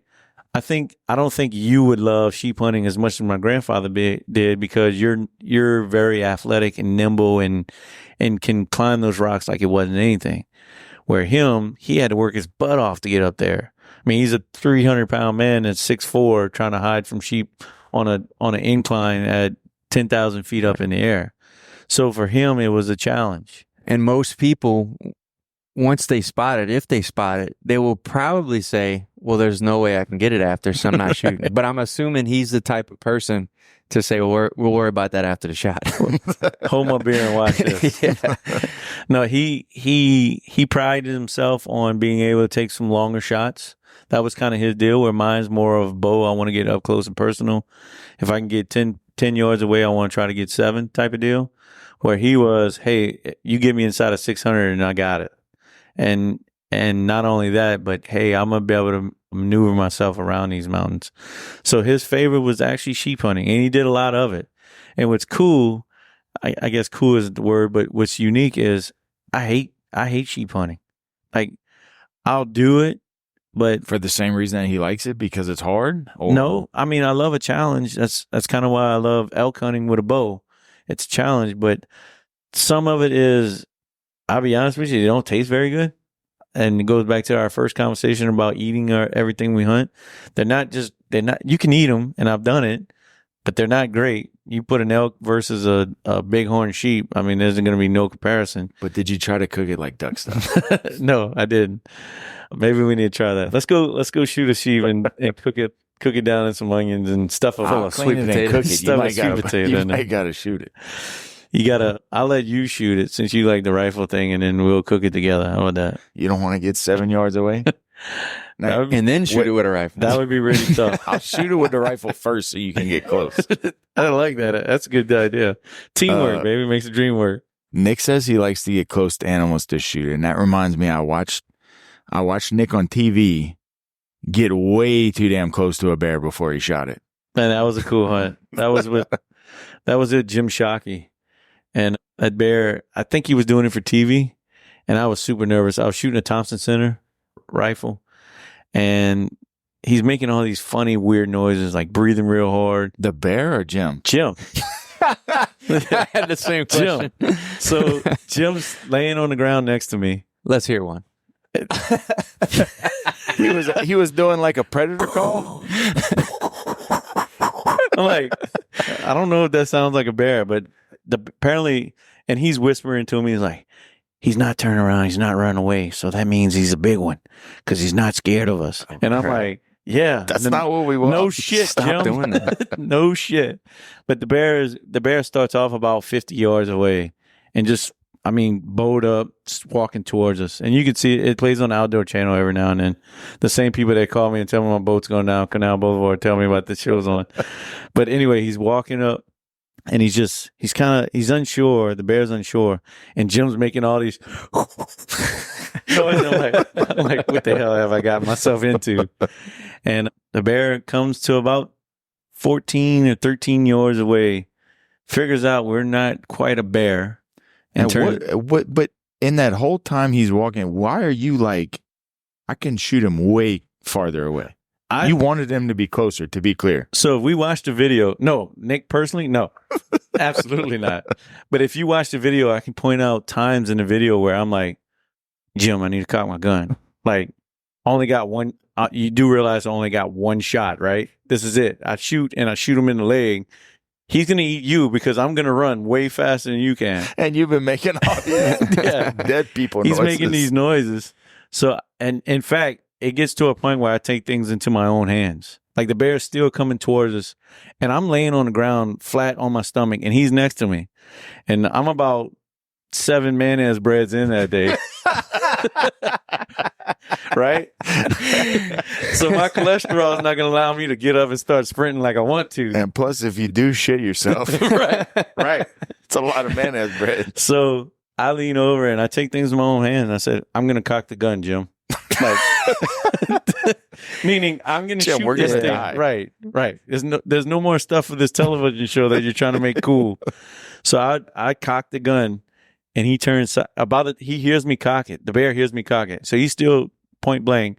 He hears me cock the gun, and the bear stops and kind of turns sideways. And then that's when I shoot the bear, and he runs away. And I stand up, and I'm like, "Holy smokes! What is happening right now?" The cameraman's probably, you don't realize it, but the cameraman's like 200 yards behind. Yeah, because he's smart. Right. And you don't realize it until he zooms out, which my wife gives me hell because my drawers are all the way up my butt because my butt's trying to hang on for dear life, I'm pretty sure. But then the bear runs away. But no, that was him trying. He's a really cool guy. And Jim is a huge conservationist and a huge champion for the hunting industry. And what you see is what you get. He's not a Hollywood hunter is what I call him. He works his butt off to get those animals and he's really good at it. And he doesn't have to wear a red handkerchief with the black cowboy hat in order to shoot animals, but he does because it looks cool. But he really is a great hunter. And then But I'm sure he's a good hunter, but he put a lot of faith in you. He didn't didn't know. He didn't know me at all, but he did know I was from Lafourche Parish, so I guess he assumed that I could shoot a rifle. But he was really cool about it, and I asked him after. I seen him about 2 years ago, and I asked him, I said, "Hey, on our hunt, did you why you wouldn't let me shoot it? Was it bad for me to shoot it like from the front?" And he said, and he confirmed what I thought. He goes, "No, man, it made for way better TV for that thing to come 15 yards away." So I'm like, cool. Can you call Dr. Patel and tell him part of the reason to have high blood pressure is because of stuff like that? So one of the thousands of cool stories. But man, and that was because of my grandfather. My grandfather was real big in Safari Club. He happened to know Jim, and Jim invited us up there to go hunt. And he had actually invited my grandfather. He said, "Hey, Ron, I want you to come up there and shoot a black bear with me." And my grandfather said, "Jim, man, I appreciate that. I'll take your offer." He said, "But I've shot a black bear. Do you mind if my grandson shoots it?" So this was in 2010. It was actually in April. I'll tell you the day. It was April 26, 2010. And the reason I know that is because Paxton was 10 days old. So so I told Courtney, shout out Courtney, I said, "Hey, I can't miss this opportunity. Like, this is a once in a lifetime I'm sure she opportunity." understood for sure. It's your first kid. This is a once in a lifetime opportunity. I have to take this. Nowhere else can I go hunting with Jim Shockey. And she she reluctantly agreed. Y'all are still married. So. Yeah. Since then, and you can ask her, there's probably been about 25 once in a lifetime opportunities. So And it's she about- gives me crap about it every single time. but they are. But look, Jim knew that I had just had a newborn. And after the show, about 2 weeks after the show, I get home and I got a package in the mail and it was Jim's hat. And he had signed it to Paxton. Oh, man. And it's the hat that he wore on the show. Oh, So yeah, just what a stand-up guy. Yeah, Yeah. just cool What a guy. piece of shit. Courtney didn't like the hat, but Paxton absolutely loved it. He wanted to throw it away. oh, thanks. So, a reminder that you weren't here. Yeah. Well, Nick, I've actually been in the, do you have a special name for the room? We call it a trophy room. I call it the trophy room too. And I actually been in it on Isla Cuba. Yep. I've been inside that room and I remember walking in and You went there young, right? yeah, I was probably 8 to Because 10. you knew Beaver? Or Yeah. Beaver, Yeah. Beaver got you in. Yep. I stayed, I did summers at a babysitter's house, like right next door. Okay. And Beaver would come over with us and I knew young Beaver and I knew Glenn and Mitchell. Okay.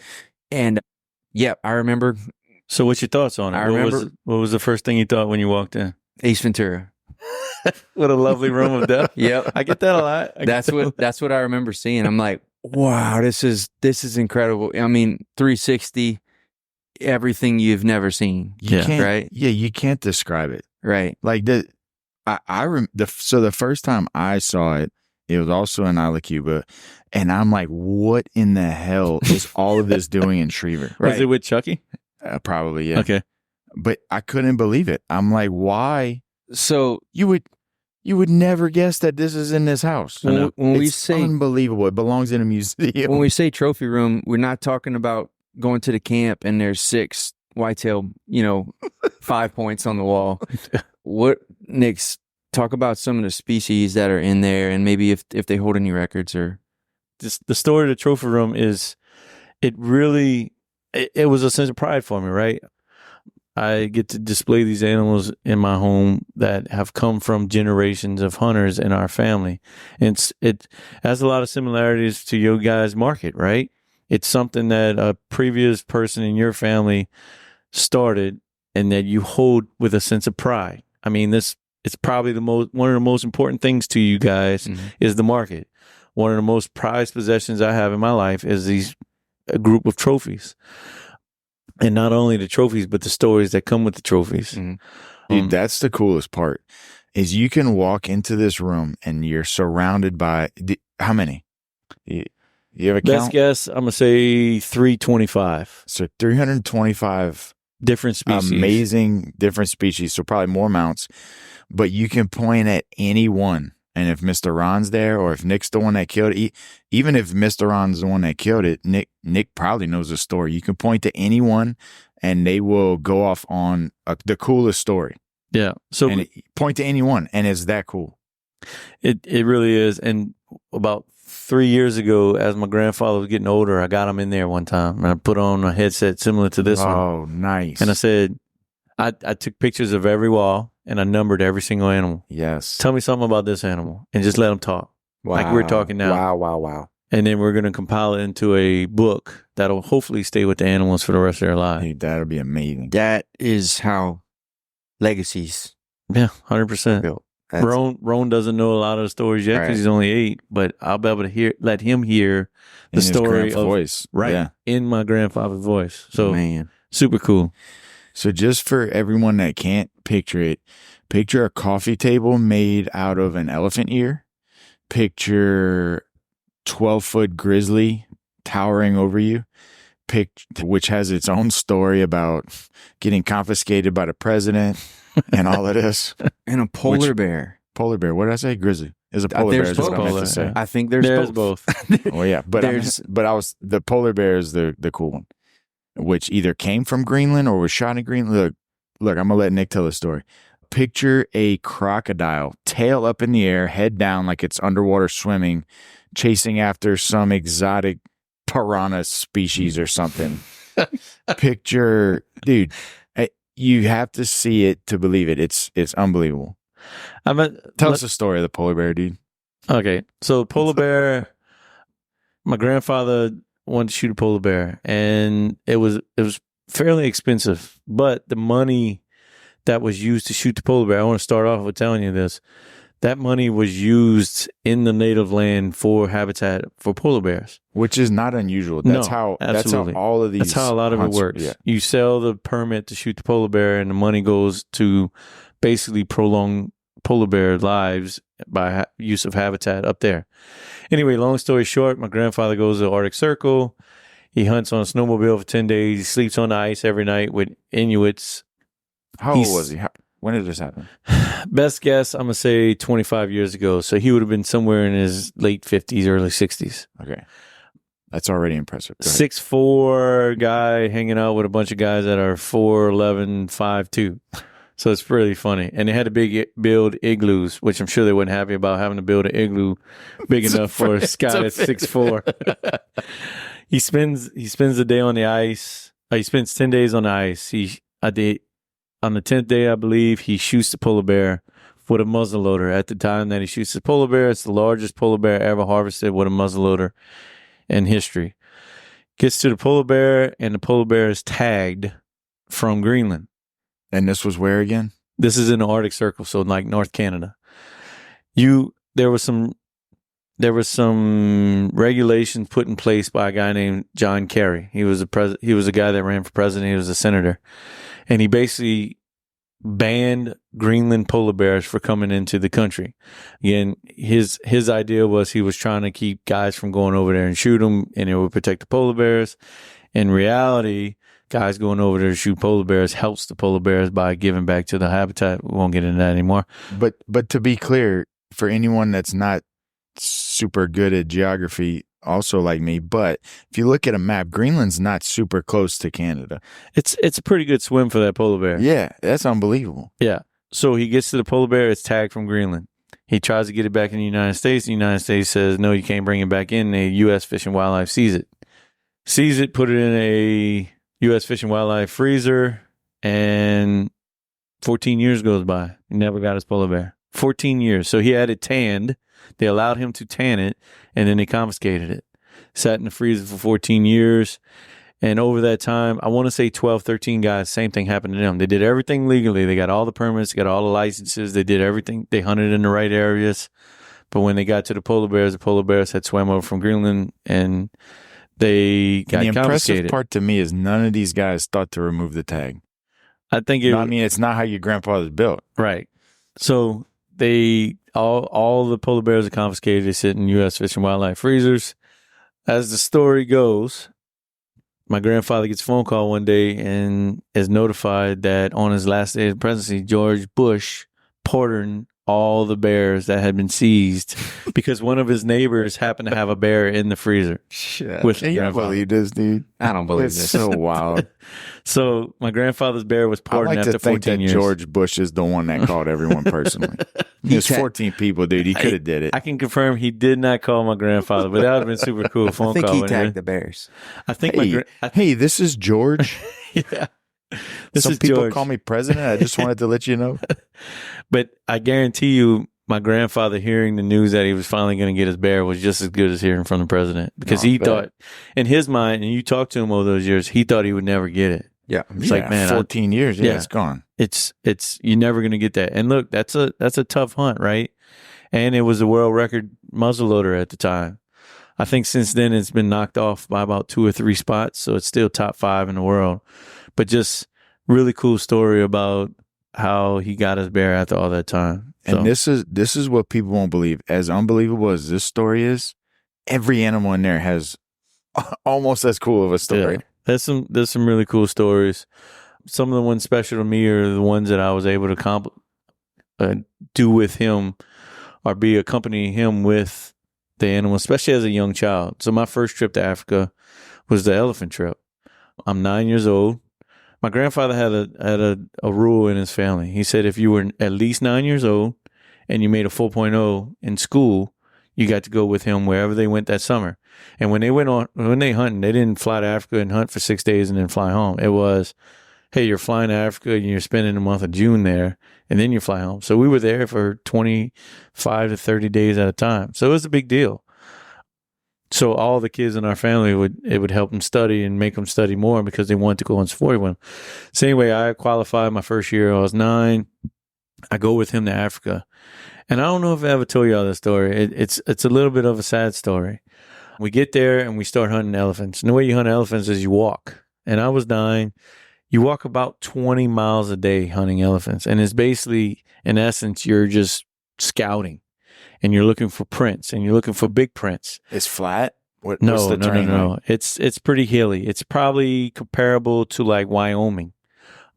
It's dry, though. It's more like West Texas climate and a hilly type atmosphere. Okay. So we walk 20 miles a day. First day, second day, 9 third day, fourth day, fifth day. So I'm 5 days deep, 20 miles a day. And we saw some elephants, but not any really good bulls. And a couple of days, we got chased up the hillside by a troop of elephants coming through. I don't know if it's called troop. You got to check me on that. But a group of elephants coming through. 6th day, we got close. We found a bull that we really liked. He was several miles away from us. We tried to get close to him. We couldn't. We walked 20 miles that day. So the 6th day, I come home, and I'm 9. I'm dead tired. 7th day, I wake up. My grandma goes, "Nick, you look really tired today." She said, "Maybe you should spend a day at the camp with me, and then you can take a 1-day break. And then tomorrow you'll go back and you'll go hunting with my grandfather." But what if? And I said, I don't know, Ma. I said, I put in all this work with Paul. I'd hate to miss it. And she's like, "I'll play rummy with you." Well, I love numbers and I love card games.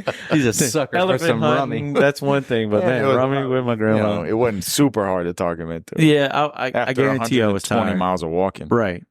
So I'll never forget it. I'm sitting in camp that day, and my grandfather walks in with that elephant tail. Yeah. And I cry. He tells me the story all the time, especially whenever it's in front of a bunch of people and make me feel embarrassed. But he walked in with that tail, and he said, I ran up to him and I grabbed his leg, and I was bawling, crying. I said, "Papa, you're not supposed to shoot the elephant when I'm not there." He said, "Son, you got to be there every single day." He said, that's part of it. But the story of the elephant is they got within the distance that he needed with this bull, and he had 2 other bulls with him. And every day you hunted with a game warden that carried a AK-47, and it's basically like a game warden you have here. Yeah, was that for the hunter or for the elephant? I don't know. I think it was for the elephants. I think it was just for protection, and that was the gun that they carried. Gotcha. But he shot the bull, it went down, and the 2 bulls that were with him kind of went around the bull, circled the bull 4 or 5 times, and then turned and started charging towards my grandfather. Oh. And the PH, there was a couple trackers, and then the game warden. And about that time, the game warden steps up and starts shooting bullets over the heads of the elephants just to try to deter them. Yeah. And my grandfather said it got real quick. They came within about 25 yards before they decided to turn around. But the bulls actually charged my grandfather after he shot it. But after the bull went down, he cut the tail off, comes back to camp. They let it sit overnight, and it was a festival. It was a big deal. A lot of people hear the story and say, "Man, they shot an elephant." Well, the next day, we go out there, and that night, all the people in the surrounding villages were notified, "Hey, we had an elephant kill." And these are not people living in houses. These are people living in huts, mud huts with thatched roofs made out of straw. And we show up to the elephant the next day at like 9 o'clock in the morning, and there's 300 people standing there. Damn. And most of them women with baskets on their Ready heads, to get some ready to groceries. get meat. God. So we clean the elephant. Wow. And these people were coming by with baskets and getting big chunks of meat to take back to their place to eat. Yeah. And I'll never forget it. It was my grandfather, my grandmother, and then me standing in a line. And the PH asked us to stand there because these people wanted to thank you. So I'm standing there with my grandmother and my grandfather, and these people were coming by with chunks of elephant meat in their baskets. And most of them just kind of said thank you and kind of nodded a little bit. Some of them would shake a hand. But I remember, I'm 9, 50% of the women were topless. So every time one of these topless women would come by, my grandmother would hide my eyes. So you didn't get to see none of it. I was 9, right? But I obviously I remember that, but I also remember how happy these people were. Mhm. And the PH would tell us, like, "Man, these guys don't eat meat." Kind of like the first episode with your dad. these people don't eat. We didn't eat a lot of meat back then. It wasn't common. It was expensive. Right. And So, man, you think about giving protein to people that don't have a lot, enough to feed them for 50 days in a row or whatever. Yeah, and even more than that, you didn't have refrigeration. So No. even So they did a lot of salting and burying with the meat. But anyway, so I vividly remember making a difference and those guys being super thankful. And then I also remember going back to camp and eating elephant about every single kind of different way you could think. Elephant steak, nice. elephant jerky, elephant hamburgers that they put in the ground meat. And I wanted to try it every kind of different way. And it was pretty good. I mean, but none of that elephant went to waste. None of it. Mm-hmm. The skins were used for stuff. The meat was used everywhere. The ivory we pulled back and we buried the skull in order to get the tusk out. So that's a point I definitely want to make. None of this elephant went to waste. Yeah. It was all used. So y'all got the ear, obviously, for that's the one for the table? Correct. What else did y'all take home? So the ear was used. So a lot of people don't know this, but the African elephant's ear is the shape of Africa, where the elephants you see in the circus and stuff like that are smaller and they're Indian elephants. The African elephant's ear is much bigger because that's what they use to cool their bodies down. They swipe those ears back and forth in order to provide a cooling of their body. But anyway, we took that ear, we enclosed it in a glass case, and then we had an artist paint the picture of us with the elephant. We also took the tusk. He had some stools made out of the feet, which was kind of cool. Cool. That's Oh, awesome. nice. Yeah. I want to see that. It was kind of cool. But the majority of it was those items. And I'm telling what you. about the tail? Oh, I'm sorry. I did forget about the tail. So elephant's hair. Well, I'm on only the tail. asking because Do you know the answer to this? No, I'm asking no. because you said Okay. y'all took the tail home. Apparently, that's something. So the tail is super cool, and I can show you all this, but they made bracelets out of the hair of the tail. And it's like it's almost like wire. And they weave it together, and then they build it into a bracelet. And we have 4 or 5 of them from the tail of the elephant that they made. But it's super cool, like item that comes from the elephant. But they make bracelets out of them. Nice. Super cool. So Man, just really cool room to be in. yeah, absolutely, What do you think about when you walk in it? man. How often do you go in it? I like to take conference calls in it, especially Zoom calls, because I like to see people's faces. Yeah. You get caught up in everyday life of baseball and soccer and gymnastics and stuff like that. And I don't go in it as much as I'd love to. I'd love to tell you that I go in there every single day, spend a few minutes in there. I do occasionally enjoy a whiskey drink in there and just kind of look around, especially the more and more my grandfather ages. I'd like to try to find some of the stuff that I don't know about. Like you were talking earlier, just from hearing the stories over the years, I can recite 90% of the animals, where they came from, but the name of it, how far he was when he shot it, who he shot it with. Yeah. But there is 10% that I don't recall, and I try to figure out which ones those are. So next time I see him, because he's getting older, he's not in the best of health. But when I go, I like to bring up those stories because he remembers it. Yeah. He doesn't remember a lot of things these days, but he can recall those hunts because it's core incredible. memories for him. Yeah. Right. Here's what you do, Nick.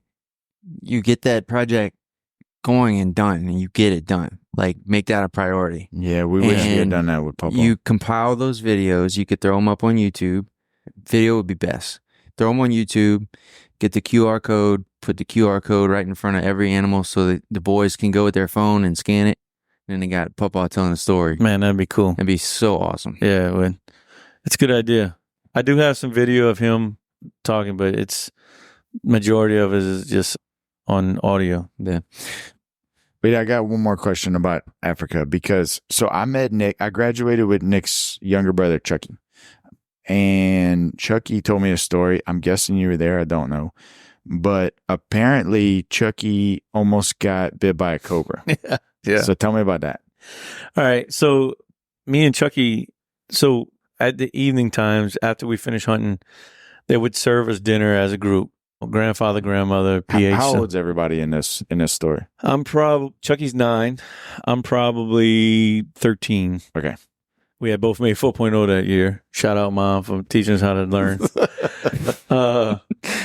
Shout out, yeah. And so we'd eat dinner together. And then Chucky and I we always enjoyed eating some of the other stuff that was cooked, mostly by the locals. Yeah. So South Africa's known for the stuff called sutsa. Are you familiar with it? No. It's basically a cornmeal that they make thick enough for you to, how you would take a piece of bread, like a dinner roll, and you use it to dip in the sauce and then eat it. They would do that with cornmeal, and they call it sutsa. Like a cornbread? Yes, but Softer? softer and a Okay. little more wet. But they would use that and dip it in the gravy and then eat meat with it at I'm the same down. time. I mean, that sounds amazing. It's fantastic. Kind of sounds like a mayonnaise bread. It's not quite on that level, but damn close. But I would enjoy eating the kills that day like that with those guys, and I'd also like to interact with them. And I don't know, I was a kid and I enjoyed trying to learn Swahili and Afrikaans and stuff like that. It kind of piqued my interest, but it really piqued my interest was those gravies and the protein and the sutsa. So Chucky and I would always go out on we'd eat dinner with our group, and then we would kind of go out on our own and explore and be a kid, be a 9-year-old, be a 13-year-old. So y'all are in like a little village yes, kind of deal? So it was all dirt floors and mostly tents and thatch roof huts, and there was an area for the kitchen, and they always protected the kitchen as best as possible because the animals would smell the food and try to get in there and break into it and eat it. By animals, he means lions.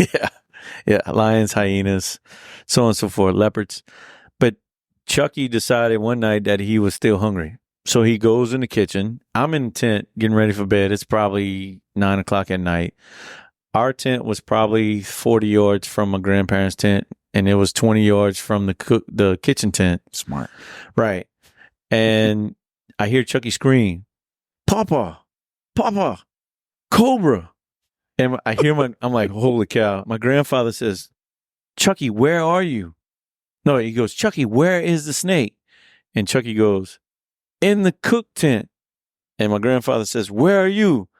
In the cook tent. So back up a little bit. This was my second trip to Africa, my first with Chucky. The first trip, I caught malaria. Nice. I caught You malaria. got the full experience. Right. I caught malaria. I was in Tulane Hospital for 2 weeks fighting malaria. And of course, it was during Hurricane Andrew. I'll tell you timeline.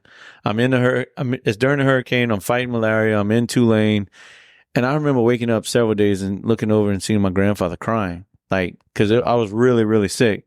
But they think I caught it because I was sitting by the campfire and not sleeping under nets, hanging out and eating and just getting bit by mosquitoes and having a great time, right? Yeah. So my grandfather, I remember my grandfather being pretty nervous about it, but I also remember my parents, and especially my mom, being like, man, I don't know if I'm going to let my son go back. He almost lost a son. So fast forward 3 years later when they finally let me go back, Chucky's in the tent with a cobra. And if you hear my grandfather tell a story, he says, man, if this kid gets bit by a cobra, I'm never going to be able to go back into the United States ever again. I almost killed Nick with malaria. Now Chucky's going to die from a snake bite. But long story short, our PH, our professional hunter, he runs in there like a crazy person and kicks the cobra with his foot and pulls Chucky out of the tent. So just this guy, keep in mind, this guy only had a half a finger on his index finger because he tried to catch a puff adder and it bit his finger and he cut his finger off before it got into his blood. Dude, this guy was nuts. Yeah. So I gave this guy high fours the whole instead of high fives. But this guy was nuts. Anyway, he saved the day and got Chucky out of the cook tent with the cobra. That's how Chucky told me the story. The native guy came in there and saved his life from certain demise. I don't know. I think he kicked it. He might have like pimp slapped it out of the way or something, but Just slapped. another 5 years. Like, I'm what's sure he's one more finger, you know? Another 5 years, he's going to bite it, and you know how the stories go. They grow, but yeah, super cool story. I guess. I'm sure. I don't know if my mom's ever heard that story. Oh, God. Don't let her listen to the podcast. She Your definitely grandsons will definitely never go to Africa. Courtney will Or her never let grandsons. Ron go. So, Man, that's some awesome stories. And there's hundreds of them, thousands of them. 300 mounts in that room. plus. No, And no, there's, species. yeah, there's three. Some I of think them are there's, double. You know, there's more than one of some species. don't quote me on it, but I think there's 327 rings a bell, different species. Now, there's some duplicates. Right. There's probably 25 whitetails. And several full body. Oh yeah, probably. Is the majority of them full body mounts? No, majority of them's on the wall, but I'd say there's 20% full mounts. Right. Yeah. There's a lot. Wow. And they're so cool and unique. You're right. They're not. They're intricate. A lot of them They're are not just. It's standard. whole setups. It's whole presentations. Yeah. So the way Yeah. we did it was did it by continent. So one wall, that's I Never think knew it's that. I 40 didn't know foot, that. 40 foot wide by 20 foot tall, and the entire wall is Africa. And then you kind of turn to where the door is when you walk in, and that wall is North America. And then you turn to that 3/4 wall, and it's New Zealand, Australia. And then you turn and look at the fireplace, and it's all the whitetails. And then to the right of whitetails is all the sheep. And then to the right of the sheep is the ducks. So each kind of done my section. And look, it's kind of off subject, and you may not find it interesting, but we put 95% of those animals up in one day. And the reason I tell you the story, I think we had 32 people help out that day. We started at 6 o'clock in the morning, and we hung the last animal at 10 o'clock at night. And we hung 300 plus animals that day. Did you have to get on like AutoCAD or something first and plan it out? No, I kind of thought about it for a couple weeks, but I really didn't have anything spaced out and drawn or anything. And I started out, we had 2 lifts, and I started off in the lift trying to think. And then I realized soon that I had to be on the floor, being able to conduct traffic. Like, all right, Lumpa, you go up with this one to the left, nail it. All right, up, left, nail it. And we kind of went from there. But I'm not just saying it just to say this, but I vividly remember we started at morning off at 6 o'clock in the morning, and Courtney cooked everybody boudin burritos. I swear on my eyeballs. Yes. I'm not just saying that because you guys are here, but we cooked boudin burritos that morning for everybody. 32 different people helped out that day. And at some point we had like a backlog, and we had been in the house for 2 weeks. So at one point there's a black bear in the driveway, or a hyena in the driveway with a zebra leg in his mouth, or so on and so forth. And I remember it was the first day that our UPS driver pulled up. Oh yeah, that's awesome. And he pulls up and he goes, "Hey, how you doing? My name's such and such. Nice to meet you. You live here?" And I'm like, "Yeah." And he's kind of looking at the driveway because they got all these animals in there. He's like, "Is that a hyena?" And I'm like, "Yeah, man." I said, "My grandfather shot in Africa." He goes, "You white people are crazy." It's actually a pretty reasonable thing to say. That's so good, man. So he and I became pretty good friends, but it was pretty funny. The first day he comes to our house, and we got 45 animals in the driveway waiting to be put on the wall. Thanks, Papa. Yeah. So, Well, tell me about Eagle Energy Services, Nick. man, Eagle is a oil field gas and oil company that my grandfather started in 1983. He started with a business partner they started off as a 2-man show. He did a lot of gauging and stuff for his clients, and it kind of just grew and grew and grew. And I've always kind of been part of it.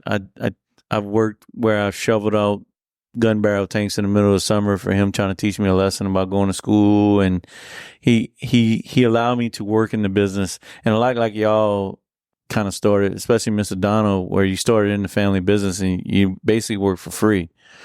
I did a lot of work with Call that freelancing. yeah, internship, so per se. But anyway, he allowed me to work in the company, and he kind of taught me the ins and outs of the business. But to be honest with you, being a consulting business, you really have to have the experience, the hands-on experience. And that's one thing that I always lacked. I've been offshore several times, and I've got to witness and do it, but I really never got the opportunity to work as an operator offshore and really get into the oil and gas production part of it. I've always kind of been from the outside of the business, running the business per se. So in 2013, my grandfather and his business partner split, and he figured out, man, it's probably a good time for you to be involved in the ownership of the business. And me and a couple guys became owners of Eagle Energy. And over time, those guys have kind of retired. But I tell this story a lot. I have a business partner named Toby Troskler. So Toby and I own Eagle. And everyone asked me, like, hey, why do you have another owner in Eagle Why don't you just own it? Your grandfather owned it. You took it over. And this is a feather for Toby. Man, Eagle would not be what it is without Toby. Toby is he's one of the guys Toby's a great success story. He started off offshore as a roustabout and then worked his way up to compliance and then worked his way up as an operator and then moved into the office. And he kind of grew himself from the ground up to being an owner of Eagle Energy. And I say that with a sense of pride. Toby and I are like brothers. I love Toby. I trust Toby, which is really important in business. But I also know that Eagle's operating side is in good hands because of Toby. I trust, just like Toby trusts me on the business side, I trust Toby on the operating side. So from Ron, it's kind of evolved to just Toby and I owning it now. And the cool part about it is the team, the people around you, just like here. It's, yeah, you can own something and you can run it, but without the people around you, and our guys are great. We have some really key guys that make this thing successful, but it's the people that are around you that really make the company. And that's kind of how my grandfather's always treated Eagle. I remember, not to get too far into it, but early in age, I asked my grandfather, I had to do a project for Nichols. And I asked him, I said, what was your biggest lesson that business taught you? Like, what is something that the business has taught you about being an owner? And I'll never forget it. He said, man, I was always scared to hire people that were smarter than me. And I really didn't know what it meant. But what he meant by it was, because of the client relationships, he would thought that if he hired someone smarter than him, they'd figure out a way to go around him and own the business. And he said, man, that was always a fear of mine. And he said, the longer I did it, the more I realized the smarter the guys that you hire around you, the easier your job is. He said, I was always scared about hiring those guys. But then in reality, the smarter those guys are, the easier my job was, because those guys make good decisions on a daily basis and I didn't have to come back and clean things up. So that's kind of a lesson he taught me. Not only that, but also the guys that it's an investment in your people, right? The more you invest in your folks, the more you return. And I truly believe that. Eagle, over the years, we've had 30-year guys, we've had 40-year guys, we have long tenured guys, because we try to create an atmosphere that's good for everyone and successful for them and their families. But B is we trust those guys and we empower those guys to be able to make decisions that they are actively contributing to your company. Kind of like, to relate it to you guys, I know you guys are both third or fourth generation guys. You probably worked your way up all the way through, but it's also empowering guys like Brett with the bacon. Perfect example. You allowed Brett to go out and say, man, if you think you can make this a hit, let's do it. Same way when Mr. Donald tells a story about making the beef jerky for the salesman, right? He kind of did it behind Pawpaw's back, but being able to do that, look what it's done for the company. So he took a risk on his own, and he was empowered by allowing him to be able to make it. And in return, he made the business that much more successful. Same thing with Bo in this building here that we're sitting in. I know Bo did it once he had kind of taken over, but at the same time, his dad entrusted him to be able to make decisions in order to make the company grow. Same thing with our company. We've been successful by relying on the people that we trust and empowering those guys in order to make decisions to make the company successful. Sounds like you may have come through your business maybe without having that struggle. It sounds like you already understood that, maybe from some advice from your grandfather. But what do you struggle with? What's hard? What stresses you out? What stresses me out? What stresses me out is it's such a volatile industry. Oil and gas is a great industry, but man, it's volatile and it's very. You hear the term ride the highs and make it for the lows. You have to. Oil field goes up and down. Everyone knows that, and I'm not sure that this business is going to be here for the rest of my life. Who knows what the oil industry in South Louisiana is? It's been a great industry for many decades now, but I think we all can agree. Like, do you think the oil field is going to be here in 50 years? It's scary me. That's a tough question to answer. And look, it affects everyone. What's it going to look like? Right. You guys are very dependent upon the oil industry. Everybody in South Louisiana is. I know. Yeah, Bo, talk about that. Talk about our our oil field dependency. Maybe people don't realize how strongly we're pushed. People, look, everyone has their own opinions on oil and gas, but whether you like it or not, if you live in South Louisiana, oil and gas is going to be a big part of everything. So even if, obviously, you can't get farther from oil and gas than a meat market, right? You would think.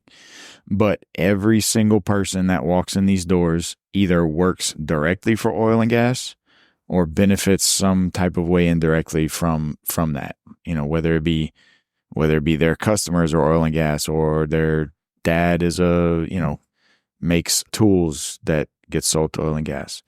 So it's definitely intertwined in our economy. It's something that I've thought long and hard about, and especially when I took over from Dad, a big motivation for this expansion was longevity, right? I thought with one building, it was risky. If the place burned down or like whatever, we needed a second location. The old location was just, it was old. But the point is, yeah, I guess through all that process, I thought about what if to really succeed for another 130 years, it can't be here, right? What if it needs to be in New Orleans or Baton Rouge? So anyway, that'll be Teddy's problem, but good luck, Teddy. Yeah, I have some more specific kind of questions. So first of all, when was Eagle Energy founded? And pardon me if I'm asking it was questions. 1983. Ron Bartels and Mike Johnson started Eagle Consulting. 83. 83. Okay. Ron was in charge of the production side, and Mike was in charge of the drilling side. So kind of like now, when Toby's in charge of the operations, I'm in charge of the finance and business operations side. He had a partner, and they kind of operated as one company, but in two totally different regimes, and per se. My grandfather was in charge of everything on this side, and Mike was in charge of everything on that side, and they really didn't mess with each other's stuff. At one point, the operator side my grandfather's side had probably 250 employees, where the drilling side was mostly consultants and drilling guys and stuff like that. And what was cool about it, the oil field over the years, the reason they were able to sustain and be successful was a lot of times when the production side would drop, the drilling side would increase, and vice versa. When drilling slowed down, the production side, these guys would say, man, we can't afford to drill any more wells. Let's just operate the stuff that we have.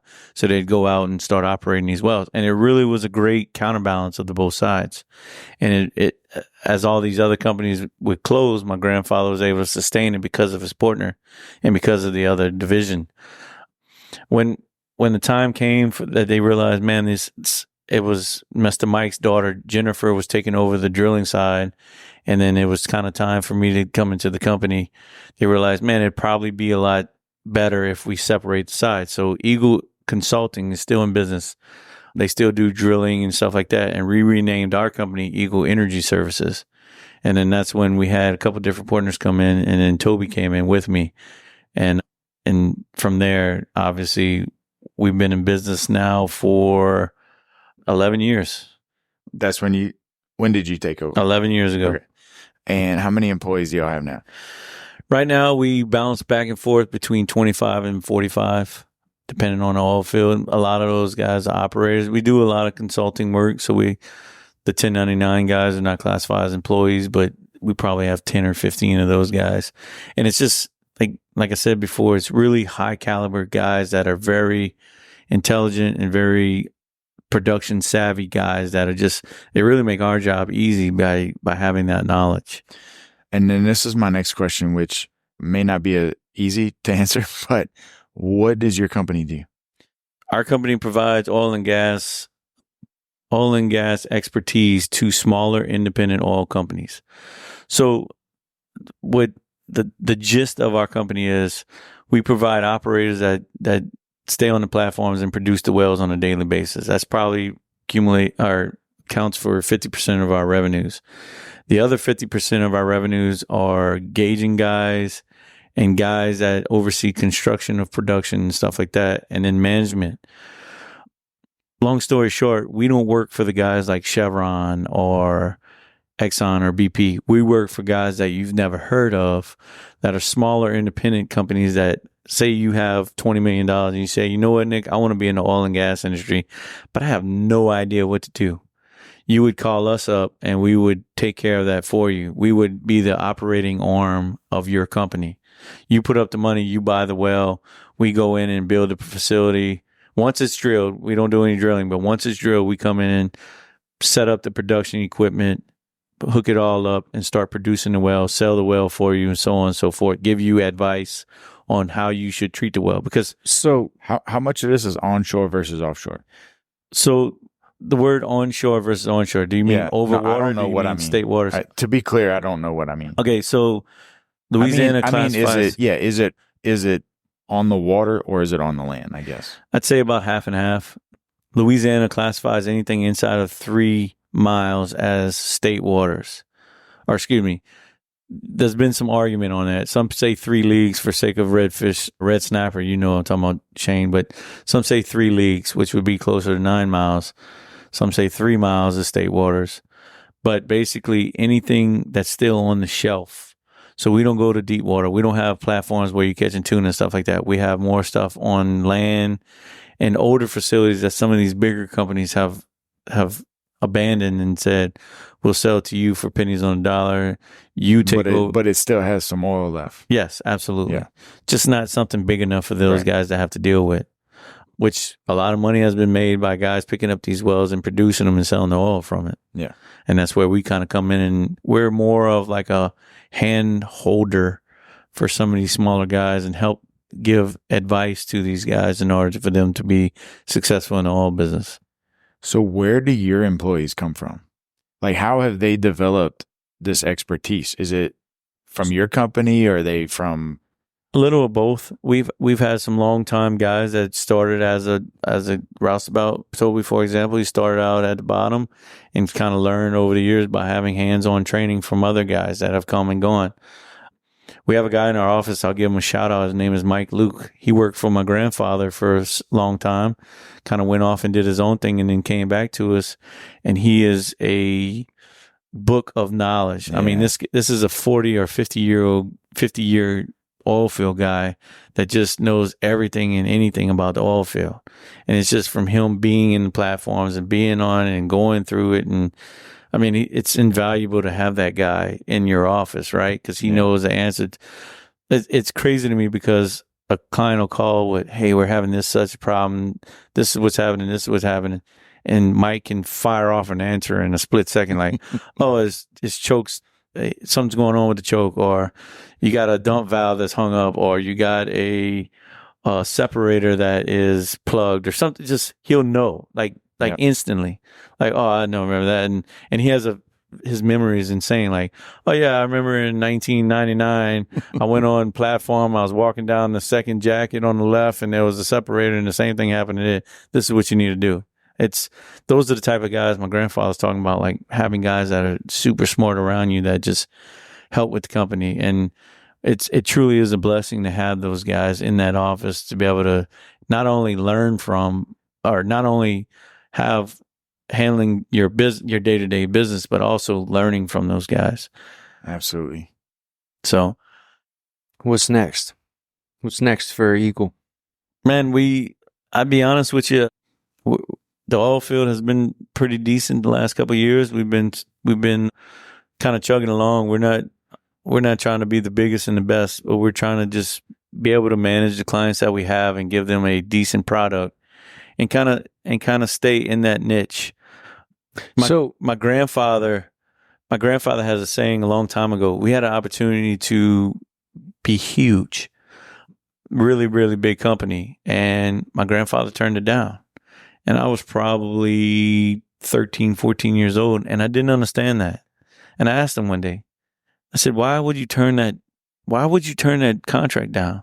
Like, that could have quadrupled the size of our company. Why did you turn it down? And he said, son, first of all, for us to be able to go and hunt for a month at a time, you don't want all the headaches left behind. You can't just leave your guys to have to deal with that while you're going hunting. So he enjoyed hunting and he knew that. But the most important point was, he said, you know, if I got 5 buckets of money and we're able to make a decent living off of this company with the stress that we have at this level, this low level, why would I want to make 10 buckets of money with 10 times the stress?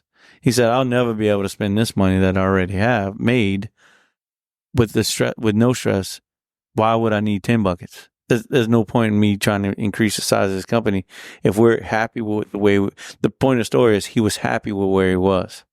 He didn't have to get bigger and have all the headaches. Which, Bo, you shaking your head? No, I'm nodding because that's the same thing I've heard from Dad and my grandpa for all these years. So I 100% understand it. My next question though becomes, how do you make sure you pass this on to Paxton or Roan or even Jolie or whoever's next? I'll be honest with you. I don't know that. How does it make it to the next generation? I don't know if I want to. I mean, obviously, we all want better for our kids and what we have, and we want to leave a legacy. We want to leave them with something. As specifically for work, I vividly remember I was in my senior year of my undergraduate at Nichols. And at this point, it was kind of a foregone conclusion in my head that I was going to work for my grandfather. I had been there every day, and the guys that used to pick on me a little bit say I never really did anything except just show up and collect a check. But I started working in the company, and I went into my grandfather's office one day, and I was thinking about going to get the graduate degree at Nichols, that executive master. Yeah. And I asked him, I said, Paul, do you think I should go get my master's? Do you think that I'm going to be able to use that in this company? Or what do you think I should do? And he said, Nick, I'll be honest with you. I don't know if I want you to be in this company. And it came as a shock to me. Like, what? Like, what are you talking about? I've been working here for 5 years, like you grooming me in order to be here. And he said, because I don't know if this is going to be here long enough for you to be able to do it for the rest of your life. And he said, look, I hope it is, but I don't know for sure. And it was powerful because I understood at that point, like, man, he wants me to take over, but he's unsure if I'm going to be able to be successful with it for the rest of my life because of the state of the oil field. Yeah, he didn't want to give you a sinking ship. Right. Obviously, man, we've been able to make a decent living in it for the last 11 years since I've taken over. But you've already seen the ups and downs of Absolutely. it. I can understand why. Look, I remember sitting on my couch for COVID with my hands in my head when oil went to negative $22 a barrel. I'm thinking, oh, crap, what the hell am I going to do? You know what I mean? I'm going to call Bo. See, he's a butcher. But yeah, absolutely. I think you did. I probably did. I think you did. Because, I mean, think about that. That's super scary. Right. Mm-hmm. And those are the trials that my grandfather was talking about. Minus $22 a barrel of oil is not a very good high price. So, well, 83. I'm trying to think, when did oil shit the bed in the 80s? Was it? It was somewhere around. It was not too long after that. Yeah, and they made it through that. They made it through, and that was. I asked him about that, and that was mostly because he was very lean. It was him and 4 other guys. Yeah. He was so lean that he was able to make it through that. Now, granted, the next 10 years after that was the oil boom in the Gulf, where they were drilling platforms every other week, and he was able to. He timed it perfect. Yeah. But he had to weather that first storm in order to get there. So it's something I think about a lot. Paxton wants to be a cardiologist. Hopefully he is a cardiologist because I'll be able to fire Dr. Patel and he can tell me to stop eating mayonnaise bread. But I'm going to encourage them, kind of like the stance that my grandfather took. I'm going to encourage them. And if they absolutely fight me on it and want to be part of our business, obviously we're going to show it. And same thing with Toby's kids. But I'm going to try to encourage them to go out and do what they want to do. I don't want them to feel like they have to do what I did. But if they want to, then I'm 100% in trying to give them what they need in order to take it over. Yeah, all you can do is pass on the skills, man. Yeah. And you get to use all the resources that you have to pass those skills. And I believe, for me, same with you, is I'm going to use hunting and fishing. Like I'm going to use this lifestyle that we have here in South Louisiana, and I'm going to take it to my full benefit. I'm going to use every resource that I have and start them early and treat them like an adult. It's the one place in life that we're okay treating a 7-year-old like an adult. For me, that's in the woods or that's on the water. It's, hey, here's your chance. Prove it. Prove you can pay attention. No. Prove you can be safe. That's true. That was all of my first experiences feeling like a big boy or a grown up, you know. It was always on the boat or in the woods. Driving a four-wheeler. I mean, I remember 6 years old driving a four-wheeler thinking I was the baddest dude on the planet. Yeah. Or shooting a shotgun for the first time. Yeah. So as soon as you get home, you treat it like a 8-year-old again. But when you're out there, that's right. Yeah. You're one of the guys. All the uncles and cousins or whatever treating you. Yeah. And look, and think about the confidence that instilled as a young man. Oh, 100%. I mean, a lot of people don't associate that with, but you take a kid hunting, watch the confidence in that kid grow exponentially. I mean, it just, like you said, it teaches you how to be an adult. It teaches you responsibility. It teaches you several life skills that you don't get anywhere else except for hunting. Yeah. That's the only place. Or fishing. So, and man, it starts with keeping all those things special, you know, telling the hunting stories, you know, before and after a trip, and always giving them something to look forward to. And you can't do what, you know, we were talking about it earlier, like the speckled trout limits. Like if you don't catch your limit, you can't show any kind of negative, you know, feedback to a kid. Right. It all has to just still be the best trip ever, the secret spot, the secret bait, the secret color, the special technique Papa taught me to call in the bears. Like that's Uncle Jim showed me that secret. Yeah. Those are the things. Hyperventilate this bear in. Right. We don't realize that though, how important those things are, you know, to a kid and to their buy-in to the sport and whatever. It leads to conservation, and it leads to more good. And look, just to touch on that for a second, I had a buddy, and I talked to him about his son hunting. He's like, man, my son don't like to hunt. I don't know what it is. I was like, well, tell me about the experience. He's like, well, we woke up, we got to the ladder stand. The kid's 6. Got to the ladder stand. He sat in the ladder stand. It was about 28 degrees outside, and he kept moving. I was like, he's 6.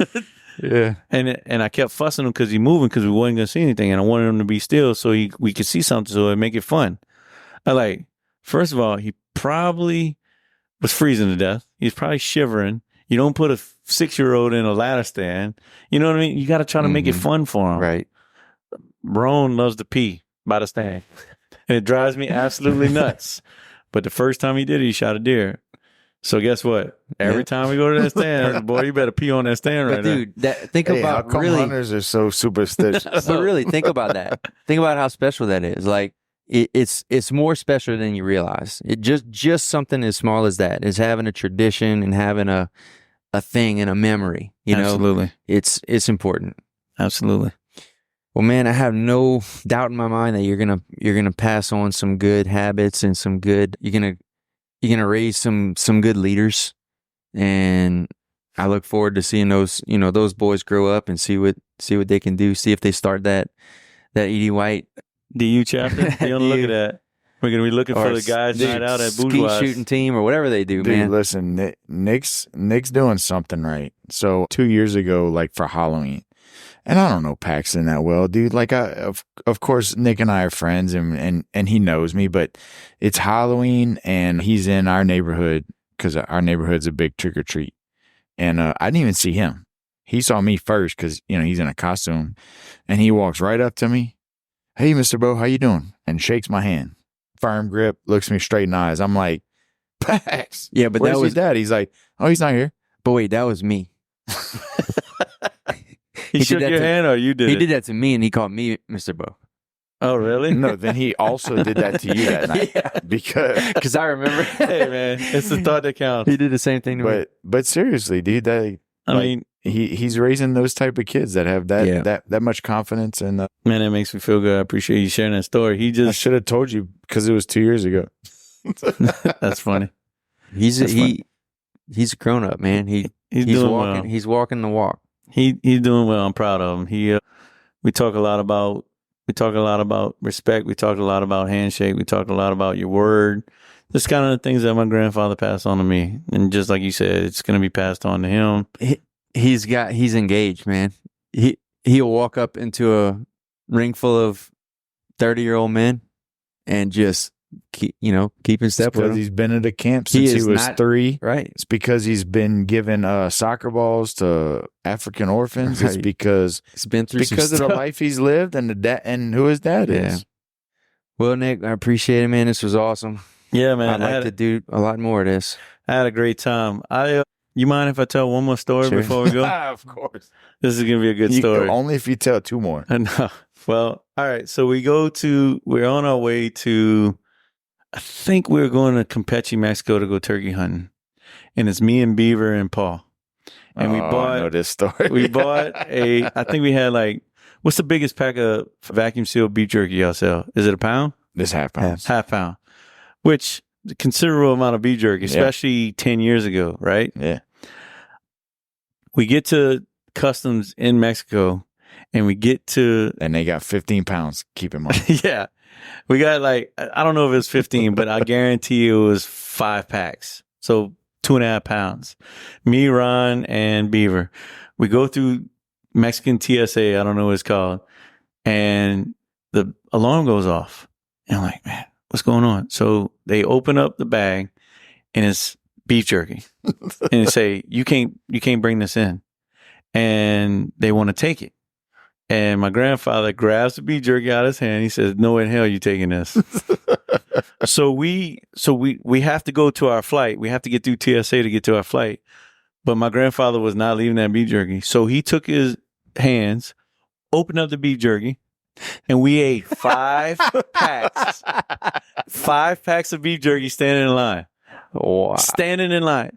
I'll never forget it. And I'm probably 27, 28. Beaver's probably 23, 24. First of all, I was lightheaded because of sodium intake. Second of all, I had a piece of beef jerky stuck between every single one of my teeth in my mouth.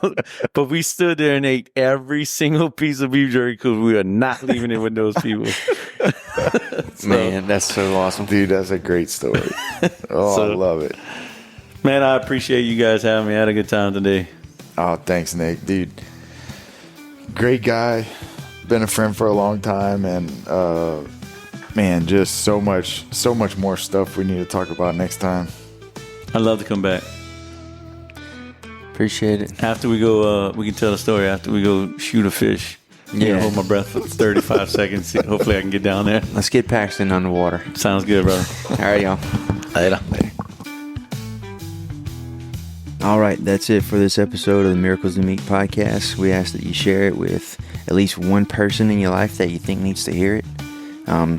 If you got a little something from it, you got some little goose pimples, or just gave you some feel goods, send it to someone else. Let them feel that too. And if you loved it, please leave us a 5-star review. That'll really help out. And if you only loved it like 4 stars worth of, please do not leave a review. Same thing with the 1 through 3. Not interested in any of those, only 5 stars.